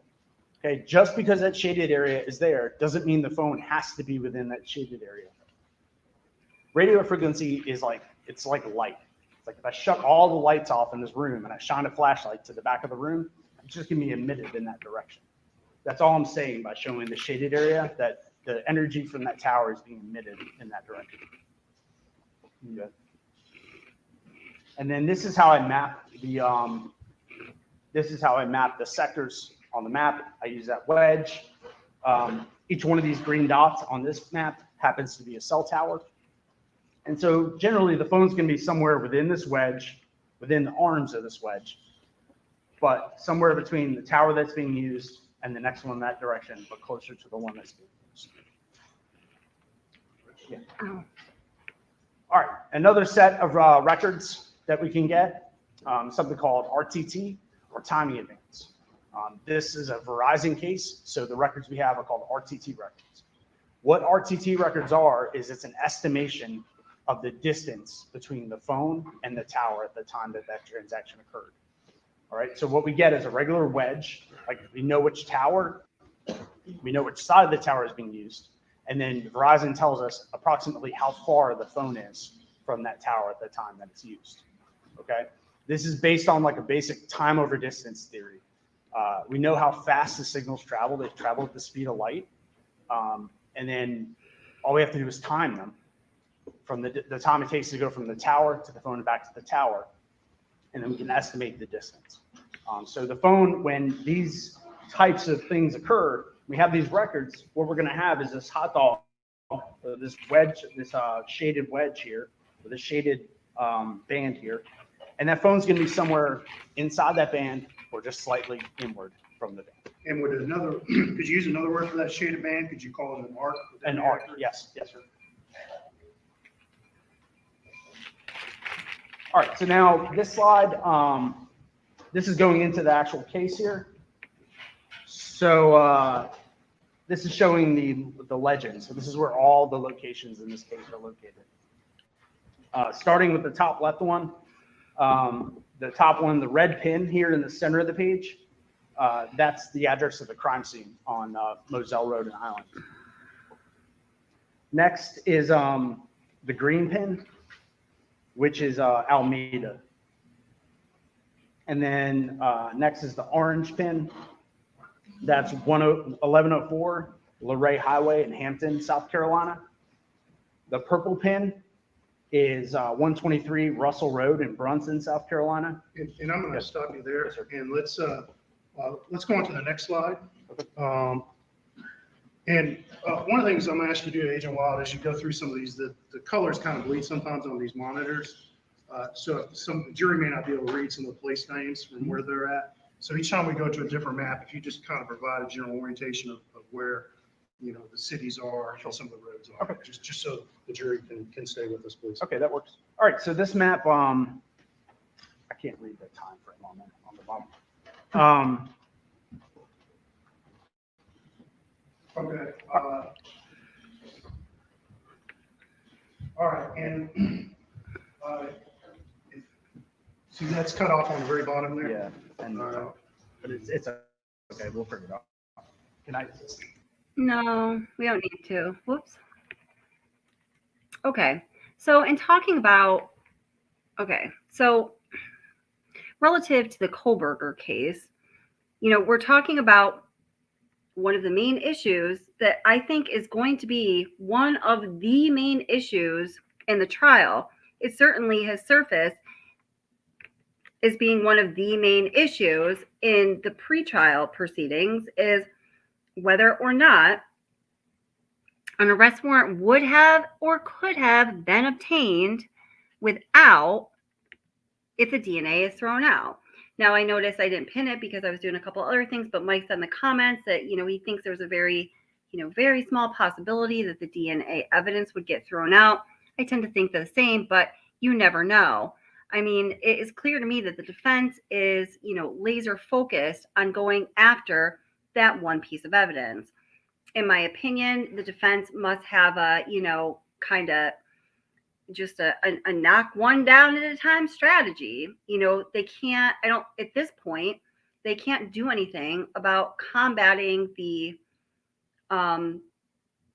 his cell phone evidence, which is going to be super strong. We're trying to understand exactly why that is without knowing anything about the actual evidence that they have because of the gag order. So all that they really can work with right now is the DNA evidence, and maybe they are laser focused on going after the DNA evidence also because I'm sure the defense considers what in the mind of the public is the most critical evidence at hand. And that question really translates to what in the mind of our jurors or the current potential jury pool? What is most important to them? Well, let's start addressing that now, because we have the stage all to ourselves. Because guess what, motherfucker? No one else can even talk about this case, and nobody that knows anything about it. You know what I mean? So I think that those reasons probably play well together. So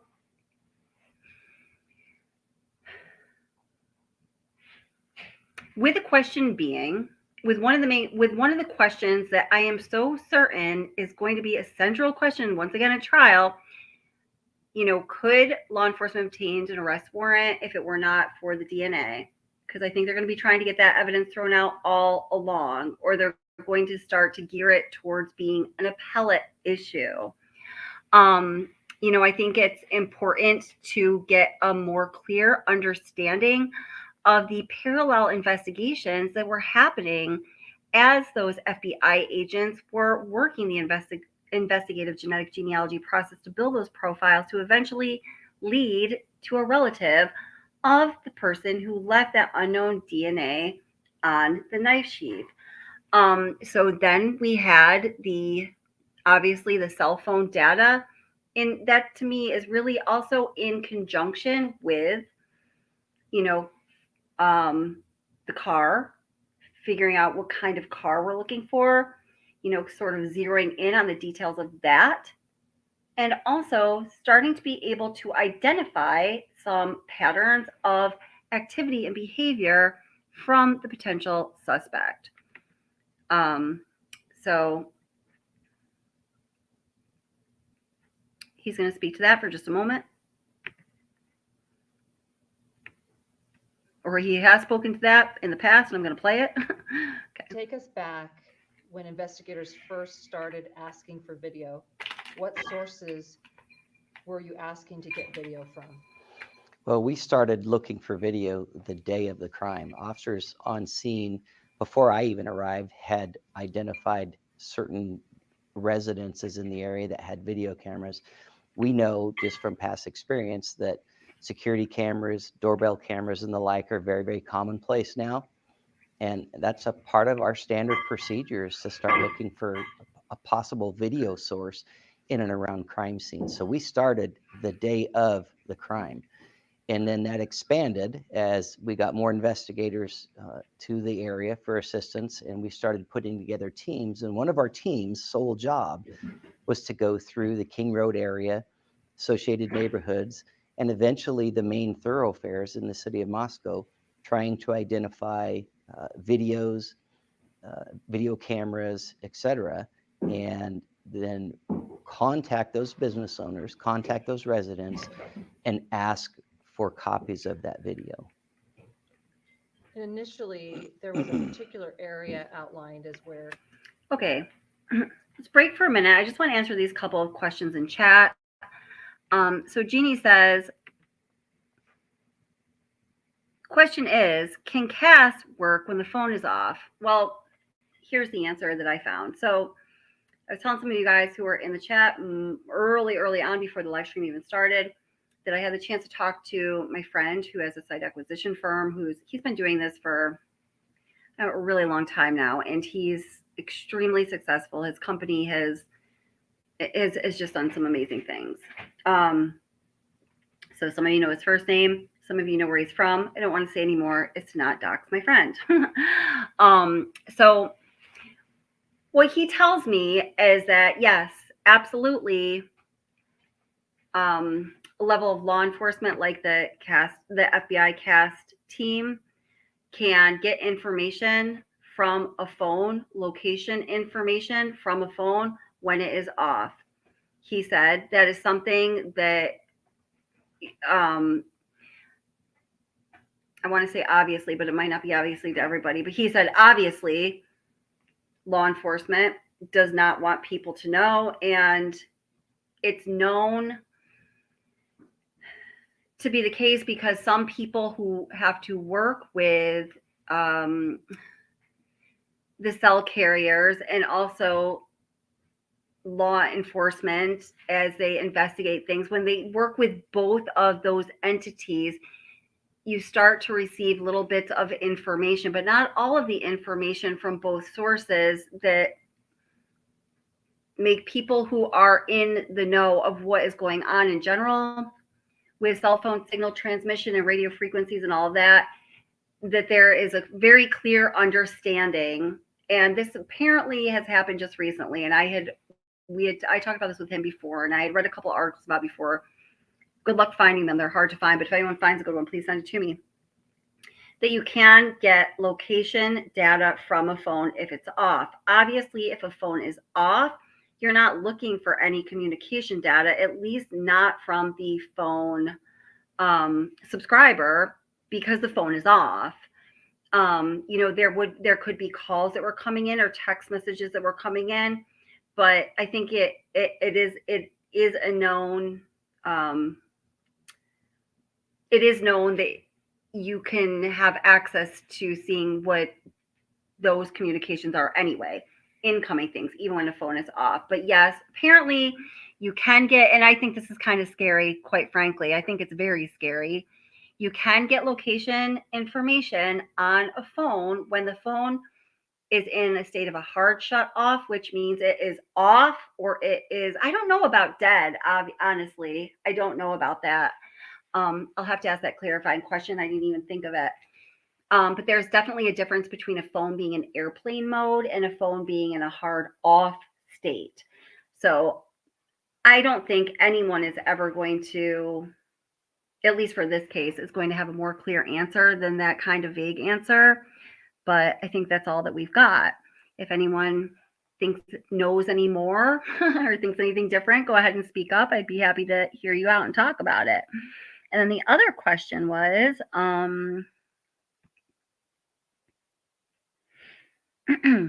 nobody asks, why can't we tell if a phone dies, is in airplane mode, or gets turned off? We can actually. You can tell if a phone, investigators can tell. Cell phone carrier companies can tell which state a phone is in if it is not actively connecting to a network.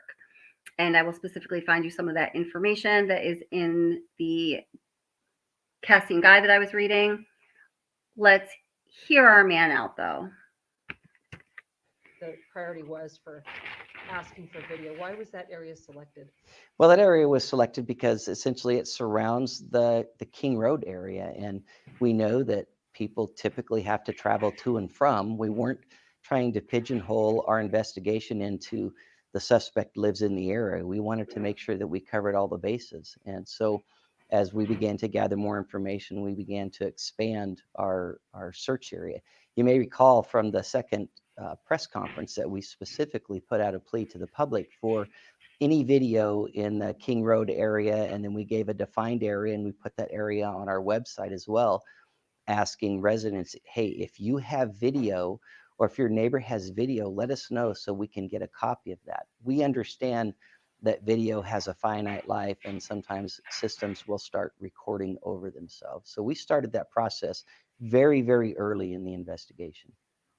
Why ask the public for additional help with this white car? Well, through our tips, through our leads, some of the evidence that came in, we start to identify patterns. And like we said earlier, we are confident that the occupant or occupants of that vehicle have information that's critical to this investigation. We also understand that even though there's sometimes a fascination with a particular case, some people simply don't see the news and may not know that we're looking for it. So if we get the word out there, hey, maybe your neighbor has one in the garage that they don't drive very often. Maybe there's one that's just not on the registration database. Let us know. So far, we have a list of approximately 22,000 registered white Hyundai Elantras that fit into our criteria that we're sorting through. That's an awful lot of information, but it may not be all of them. So the public can help us. There were 90 Elantras registered to Washington State University, with over 80% of them having Washington State license plates. with that. All right. Take So, us back when Oh. investigators first started. okay. Okay. So,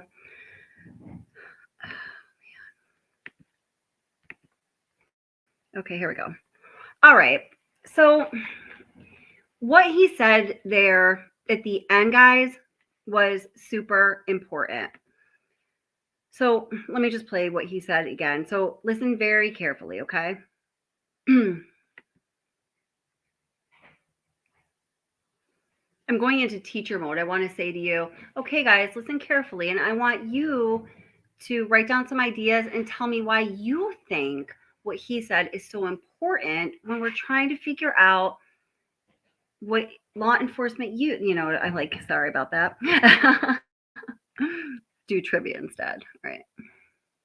Selected because essentially it surrounds the King Road area. And we know that people typically have to travel to and from. We weren't trying to pigeonhole our investigation into the suspect lives in the area. We wanted to make sure that we covered all the bases. And so as we began to gather more information, we began to expand our search area. You may recall from the second. And so the 22, by the way, the 20 or 22,000 Hyundai Elantra number, it's not just in Washington. It's not just like in that media area. It's in the entire region. Press conference that we specifically put out a plea to the public for any video in the King Road area, and then we gave a defined area and we put that area on our website as well, asking residents, hey, if you have video or if your neighbor has video, let us know so we can get a copy of that. We understand that video has a finite life and sometimes systems will start recording over themselves. So we started that process very, very early in the investigation. Why ask the public for additional help with this white car? Well, through our tips, through our leads, some of the evidence that came in, we start to identify patterns. And like we said earlier, we are confident that the occupant or occupants of that vehicle have information that's critical to this investigation. We also understand that even though there's sometimes a fascination with a particular case, some people simply don't see the news and may not know that we're looking for it. So if we get the word out there, hey, maybe your neighbor has one in the garage that they don't drive very often. Maybe there's one that's just not on the registration database. Let us know. So far, we have a list of approximately 22,000 registered white Hyundai Elantras that fit into our criteria that we're sorting through. That's an awful lot of information, but it may not be all of them. So the public can help us with that. Okay. You have Oopsie. the police department vis-a-vis the chief comes out and he says one thing. Now they put a captain up there after that and he contradicts what was just said. Then they come out later and they reaffirm what they said in the first place. And it just becomes and really that little discussion was about targeting. And that kind of is a semantic discussion. Clearly, these four young people were targeted. The unknown here is, did this person know them before they walked in there and did this? Or were they watching them from afar and walked in there and had some weird bone to pick with these folks? We don't know that. But, and then there's the optics are that the police aren't communicating, they're hiding stuff, they're saying things, they're misinformation, this and this. And of course, that lights the fire with the true crime community. And now we get all the conspiracy theorists that start coming into this thing. And I will just say, from having been on the other side of a high profile investigation, many high profile investigations, that the media has their job, but it is law enforcement's job and the detectives, the chief of that department, whatever it might be, to make sure that they are clearly communicating with the media, the public, and the family. And it's not as easy as it sounds. I mean, people want to make it sound like, oh, yeah, they can just do this and that. It ain't that easy. In real life, this isn't, going to get solved in 43 minutes without commercials. I mean, that's just the reality here. And so they're trying to get a handle on the communication thing. And now they've turned it over to a PIO, which after that first thing with the chief, that should have been done right there. And then the detectives should be feeding the information to the PIO. This is what we can release. This is what we are not going to talk. Okay, we got off topic there. I just started listening to him. I'm really sorry about that. Okay. So, all right. So now let's put some things together. And let's see, stop and share.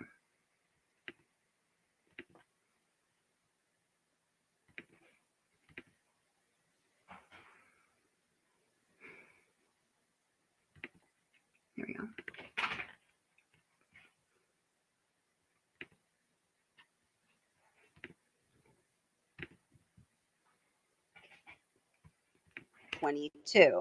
These records also include historical cell location information, also known as CSLI, for that phone number. After receiving this information, I consulted with an FBI special agent that is certified as a member of the CAST team.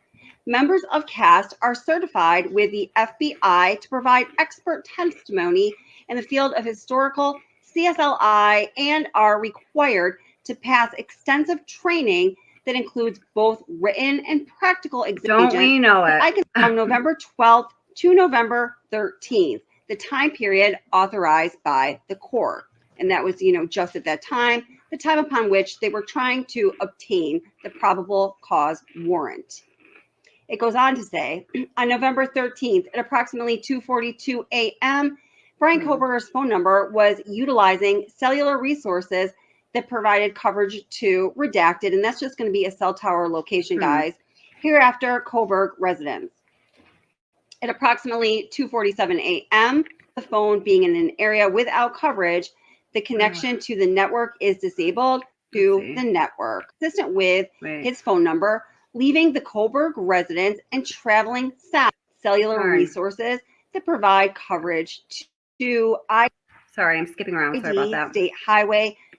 How they determined the convoluted route north on Stadium Drive out via transmission to cell towers, consistent with the movement of white Elantra, expanded, and they were able to get cell phone records for a broader range of time. Okay. They wanted to see if he was in contact with any of the victims or their associates before resources providing coverage to the King Road residents. Okay, I don't know where in the video this is, but you will remember if you were here earlier, and if not, I'll just explain again. And the probable cause affidavit, the author talks, but Brett Payne talks about, one of the first things they did was they wanted to see all of the cell phone tower, or I'm sorry, all the cell phone towers. I'm getting really tired, guys. All of the cell phones that were in the area of the 1122 King Road residence between 2 and 3 p.m. So remember that? So, and I said, so what method would be the best method for them to achieve that? And the answer was, everybody say it all together, a cell tower dump. All right, so cell tower dumps, let's take a look at it.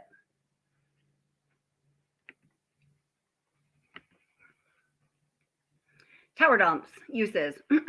Tower dumps are helpful when specific cell phone numbers have not been identified. However, they can be very expensive. But seriously, who cares about that in this case for people? Anyway, cell phone providers only preserve cellular call records for a limited time, yet tower dumps are retained longer. So this is important here. Tower dumps are retained longer. Tower dumps can provide a wealth of information regarding which phones were in a specific place at a specific time. And the legal threshold for the tower dumps is you need a court order or a search warrant. And the signing of an arrest warrant for 4 charges of homicide is sufficient. It meets the legal threshold, of course. So tower dumps are, just in plain language, you have to identify a set time. It usually has to be it can't be like, well, I mean, it certainly can, or I don't know, but let me just say, in the true crime cases that I have followed, or from what I know from the industry, it needs to be a set time. And we're talking like usually hour or hours, not tons of hours, hour or a few hours. And you say, okay, so we want, like in this case, from 2 a.m. to 3 a.m., we want to have all of the subscriber information for subscribers who connected to these 3 towers closest to the King Road residence between 2 and 3 a.m. Give me it. Give me all of it. I want it all. I want to know every single subscriber who's had the phone, it's a subscriber's phone, who's in this area, they were active and they connected. 3 towers on all the subscribers, 2 a.m. to 3 a.m. So they did do that. They met the legal threshold. The carrier said, no problem. They were able to turn that information over to the FBI CAS team that very day.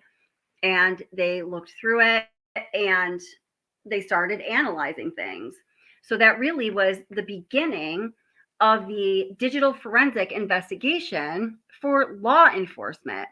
Now, who was not present in those cell tower dumps, the 2 a.m. to 3 a.m. cell tower dumps. And then after that, then they would start to choose other,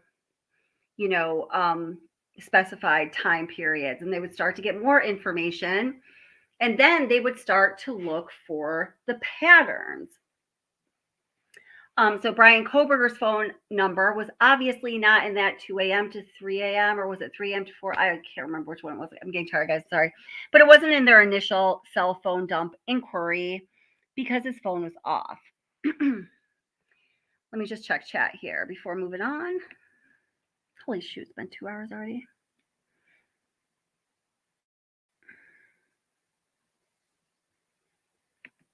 Yeah.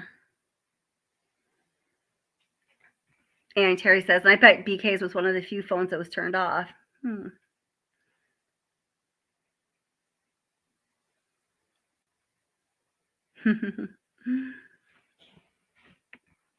Sherry says, no leads might be why they couldn't process the other DNA found. They said it didn't qualify.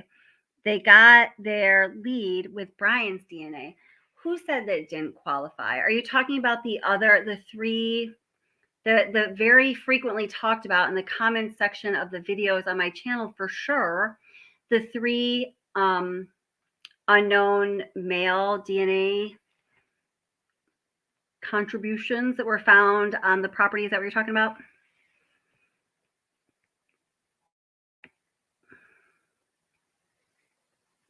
Because the way that I see it, and I want to hear what you have to say because you might know some information that I don't, is, well, first of all, they have analyzed those DNA samples to some degree because they know that they're single source and they know that they're male. So it's not as though, there was just like a big cone sitting on each of them saying like single source, unknown contributor, male DNA, So we know that there was some analysis done on those samples, just like the initial analysis of the DNA sample that was found on the knife sheath, right? And my thinking has been, we don't know what was done with those samples from there. And it could be anything from nothing.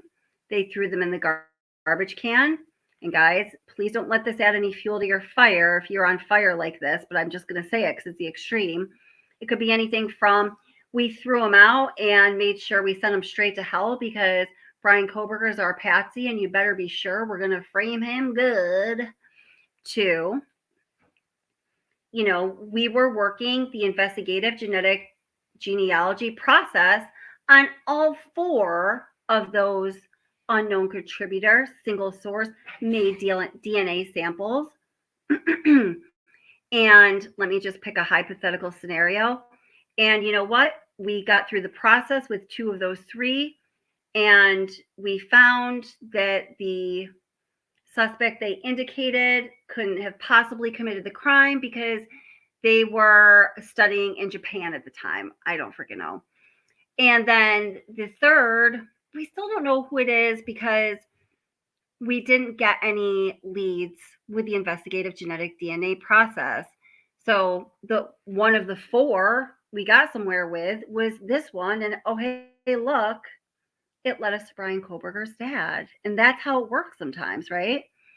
So I don't know. I know that people like to say or have been saying, like, you know, there's those 3 other single source male DNA unknown contributor specimens on the property and nothing's been done with them. They just don't care. They're setting up DNA, but I don't think we know that, right? I don't know that.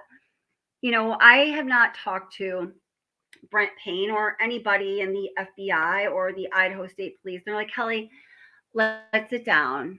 You want to have a coffee? And I'm like, no, I prefer chai tea with an extra shot of espresso. I said the same thing during last live. And but let's talk. And they're like, I just want you to know, Kelly, that there were 3 other sources of male DNA there. And we were just like, fuck this shit, man. We're tired. We're not going to do anything with it. Like, I don't know that. Nobody has had that conversation with me. So I am trying to understand where people are, the source of the information of what exactly was done with those 3 samples. Does anyone know the answer? And I mean, I want the real answer.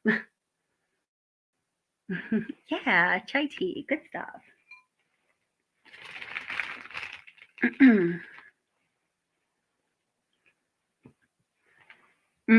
Right. Okay, that's what I thought the answer was, Angel. Sorry, I was just like eating some grapes. I'm like super hungry. All right. So Angel informs me that the info regarding the 3 DNA samples was taken from a comment made in the defense court document. And that's what I thought. So that doesn't mean much to me. So as I've talked about several times, when we talk about these matters, the attorneys representing either side need to make statements and submit motions and responses, you know, staying within their, you know, with their ethical boundaries as attorneys who have a license to practice law under the American Bar Association. They can't just make stuff up. But at the same time, what they say or what they include or what is written in their motions or their responses or any of the court documents that we are privy to right now, it's not testimony. They're not witnesses. It's not sworn. They're not experts other than anything than being attorneys. So, you know, I have to take it with a grain of salt.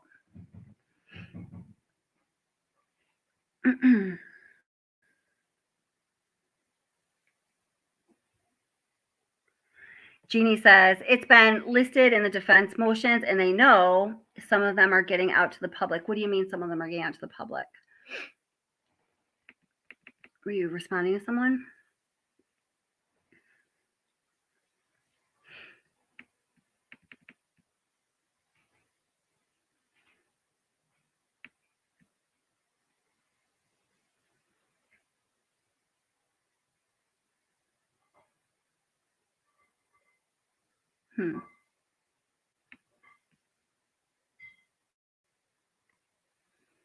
Well, I'm not seeing a better answer than what Angel said. Yeah, 2 of the samples were inside the house. The other one was from a glove outside the house.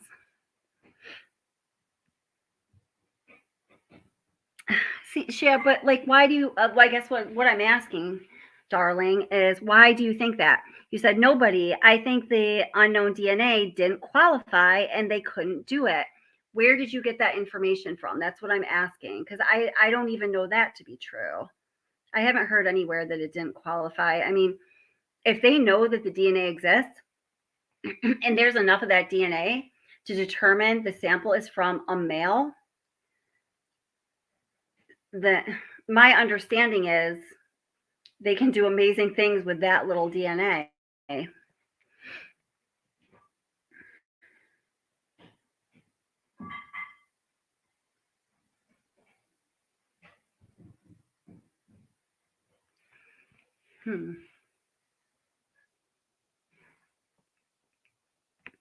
I don't know about this. So, I don't know what they would need, but my understanding is they can only do it if they have no other lead, and they got their lead with Brian's DNA. I don't believe. Well, you mean DNA lead? I don't know about that. I just don't know about that. I would have to look into it. But see, I think if any of the things that we're talking about here were like, oh yeah, that's right. Like a bunch of people would chime in and we would know what the source is. So I guess this is just an example of when we're talking about some things in this case where we know so very little information. And I do it myself sometimes. I will be thinking something and I'll be sure for a moment that it is a motherfucking fact and it's not, So I'm just suggesting all of us, we got to be careful. Amy Terry says, what's the obsession? Sherry, is speculating that other DNA didn't meet the FBI criteria. Okay, I got it. Okay, I got it. Okay, very good. Thank you very much. Goodness gracious.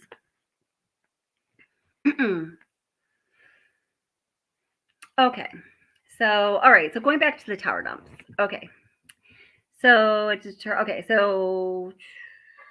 tower dumps provide a wealth of information regarding which phones were in a specific place at a specific time. The legal threshold, you need a court document or search warrant. So if there's a specific crime, which in this case there was, stop it.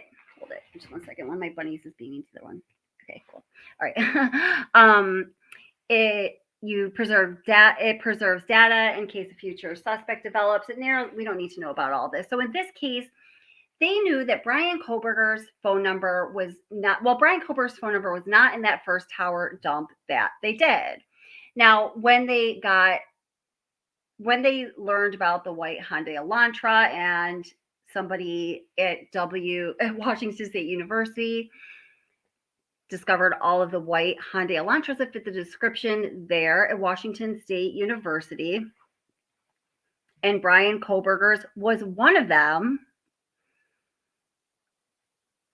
they were able to look up information about Brian Koberger, given the information they had about his car from the records he had on file at Washington State University. Lo and behold, it can be found with that information that he had received 2 tickets recently within 2 months of this tragedy occurring. And looking just a little bit deeper into that, and I mean like a mouse click away, there you have Brian Koberger's phone number. Are you guys following?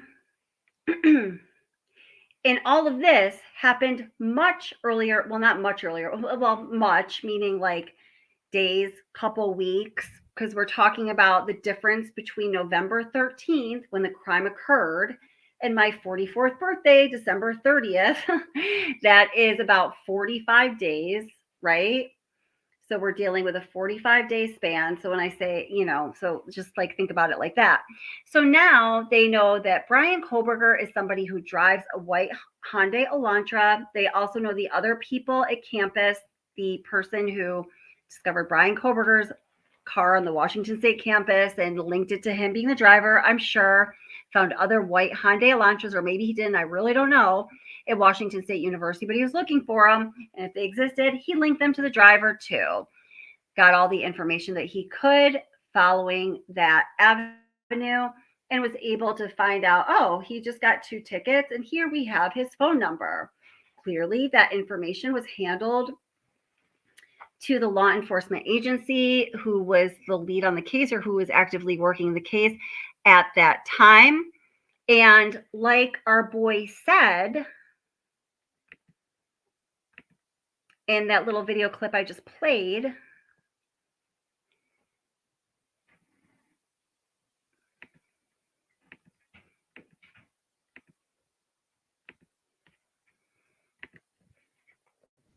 Take us back. To pigeonhole our investigation into the suspect lives in the area. We wanted to make sure that we covered all the bases. And so as we began to gather more information, we began to expand our search area. You may recall from the second press conference that we specifically put out a plea to the public for any video in the King Road area, and then we gave a defined area and we put that area on our website as well, asking residents, hey, if you have video or if your neighbor has video, let us know so we can get a copy of that. We understand that video has a finite life and sometimes systems will start recording over themselves. So we started that process very, very early in the investigation. Why ask the public for additional help with this white car? Well, through our tips, through our leads, some of the evidence that came in, we start to identify patterns. And like we said earlier, we are confident that the occupant or occupants of that vehicle have information that's critical to this investigation. We also understand that even though there's sometimes a fascination with a particular case, some people simply don't see the news and may not know that we're looking for it. So if we get the word out there, hey, maybe your neighbor has one in the garage that they don't drive very often. Maybe there's one that's just not on the registration database, let us know. So far, we have a list of approximately 22,000 registered white Hyundai Elantras that fit into our criteria that we're sorting through. That's a okay, that part doesn't matter, but what he just said does matter. So he said, you know, you start to notice patterns, you start to notice behavior patterns. Oh, that's what I do for a living. And, you know, from there, you start to narrow things down. So where, you know, I think, and I'm going to have to end this soon because guys, I am so tired. I can't even like get sentences out anymore. But I'm going to either have to foul this up with just, I'm not sure if I should do another live stream or just like smooth it out in a video. Where law enforcement was really able to get a grip on Brian Kohberger was all of this circumstantial evidence coming together. The white Hyundai Elantra, they were able, the no front license plate, he was a driver. They might not have been able to obtain his phone number had he not received a ticket within a certain time period. In this case, it was a couple months of the tragedy occurring. Well, that did happen. So they were able to get a phone number. As dude said here, area, and then we gave a defined area, and if you have video or if your neighbor has that, we understand that video has a finite over themselves. So we started that process very, very early in the investigation. Why ask the public for additional help with this white car? Well, through our tips, through our leads, some of the evidence that came in, we start to identify patterns. And right there. So they start to identify patterns. So, and I think that this statement, I think that was his answer for a reason, because that is all the specificity that he's going to offer. But that is the answer. They had started to identify patterns. And in identifying those patterns, there were things going on that were more specific than we even kind of know right now because of the strict and broad gag order. And we know nothing. So what we do know, so, you know, very shortly after, you know, identifying the car, I believe the person at WSU identified, you know, the people there that drove that kind of car. He very soon identified Brian Kohberger in connection with some criteria that law enforcement was looking for that happened to be the lacking a front license plate. I believe it's a very high probability that Brian Kohberger's was the only white Elantra that the person WSU was looking for white Elantras. His was the only one that didn't have a front license plate. Bam, we have a match. Look a little further into it, and this would be a matter of public record. He just got 2 tickets. Bam, we've got a phone number. Reports it to law enforcement. Law enforcement is noticing these patterns. What exactly that means, we're not sure, but I know underneath that statement, there are some rich details that cause him to answer her question by saying, well, we start to notice some patterns. I can't say what they are, but they are significant. So now there is an urgent need for us to find this white Hyundai Elantra. Clearly, through at this point, it had to be the surveillance footage. Clearly, there is something in there that is more telling than what has been made public at this point. Whatever that is caused law enforcement to be excited or alarmed enough to put out that bolo when they received the information from the dude at Washington State University about Kohberger's white Hyundai Elantra without a front license plate, and they had been noticing patterns. They were ecstatic to also have a phone number. At that time, they performed more cell dumps with a much broader time range than the initial cell tower dump, which was just, right around the time of the tragedy, because they can, if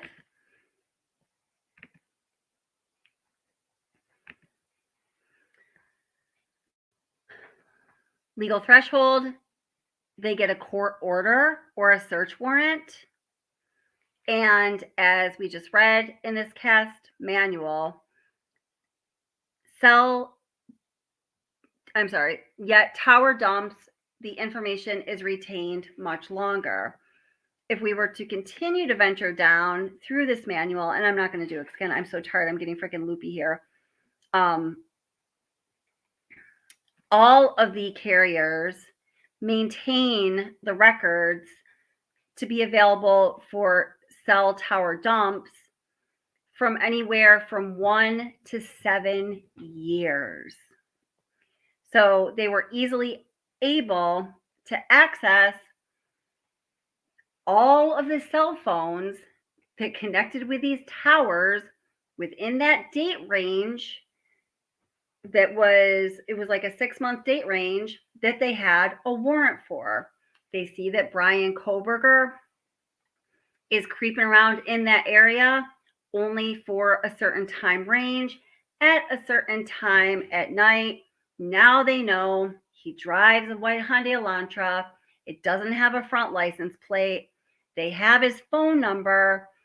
His phone number is doing creepy shit, like behavioral pattern wise, around the residence where these 4 students were murdered. And guess what? It happened to be driving in that area on camera and also identifiable through cell records, ones that are going to be made public or not, basically at the time of the murders. I mean, it's in the bag. It's all circumstantial, I guess. Is that what we call circumstantial?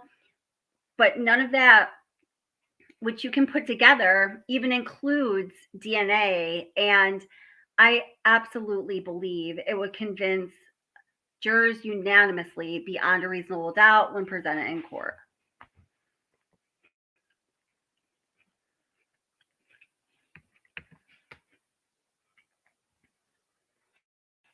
Still, there's a piece missing, at least to us. What's the piece?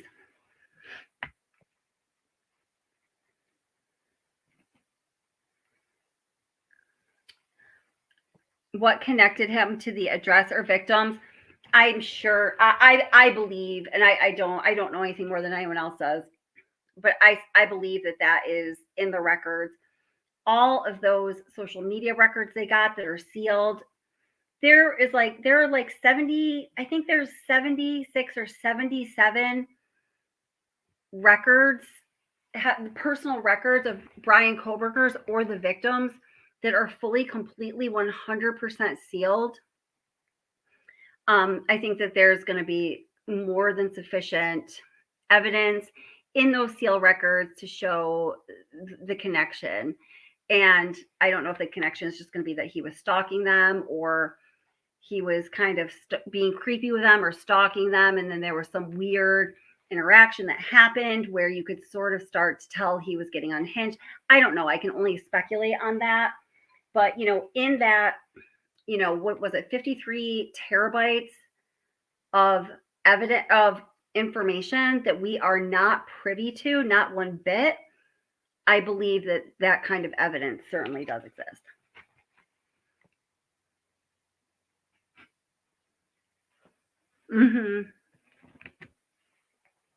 Exactly. The DNA in the house is the final nail in the coffin.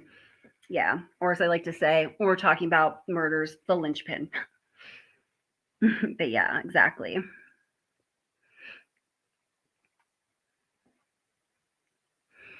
Sarah Latte says, did anyone else have access to his car?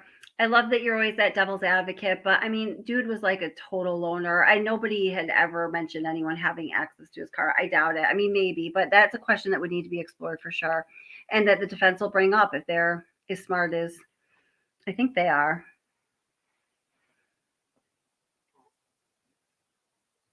No, he lived alone. He lived in a very small single bedroom apartment.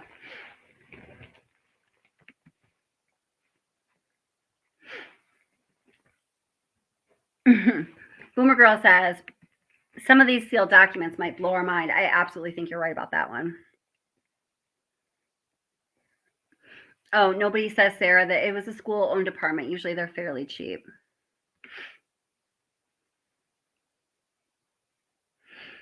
Sandy says, a photo of one of the victims is in his possession reportedly. Yeah, I heard that report too. But all it is a report until we see it come up as evidence. You know what I mean? I know you know that.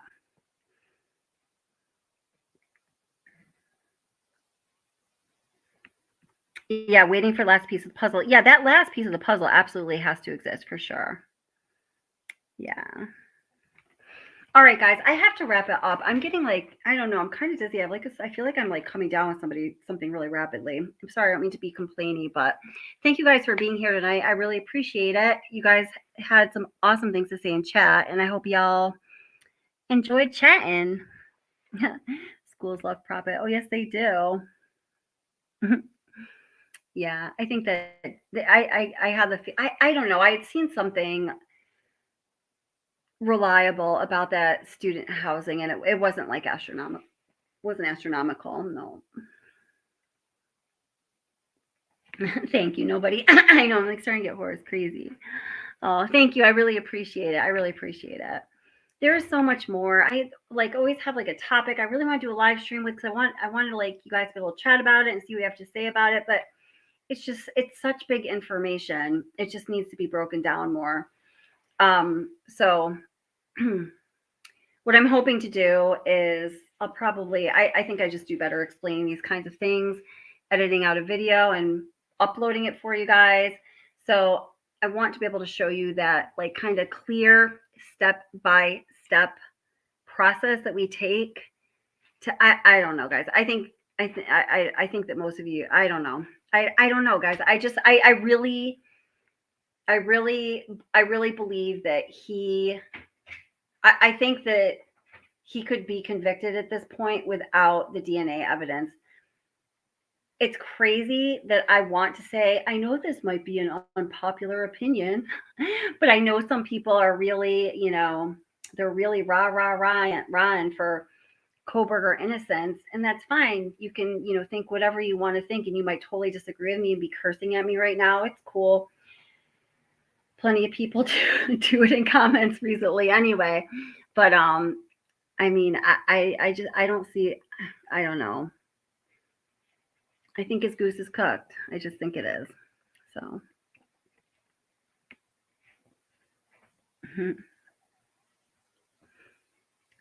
Hi, Jack Dahlman Jr. How are you doing? Okay. All right, guys. Well, thank you so much for being here, and I hope to see you soon. I hope you have a good, let's see. So if you are in the United States, you have a long weekend, right? Because it is Labor Day weekend now. Now it is Saturday. It just became Saturday, September 2nd for me because it is 12:39 here.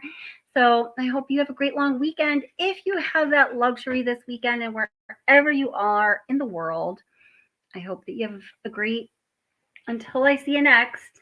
And please lock your doors and take good care of yourself because life is really hard. We all know it is. And remember these beautiful victims.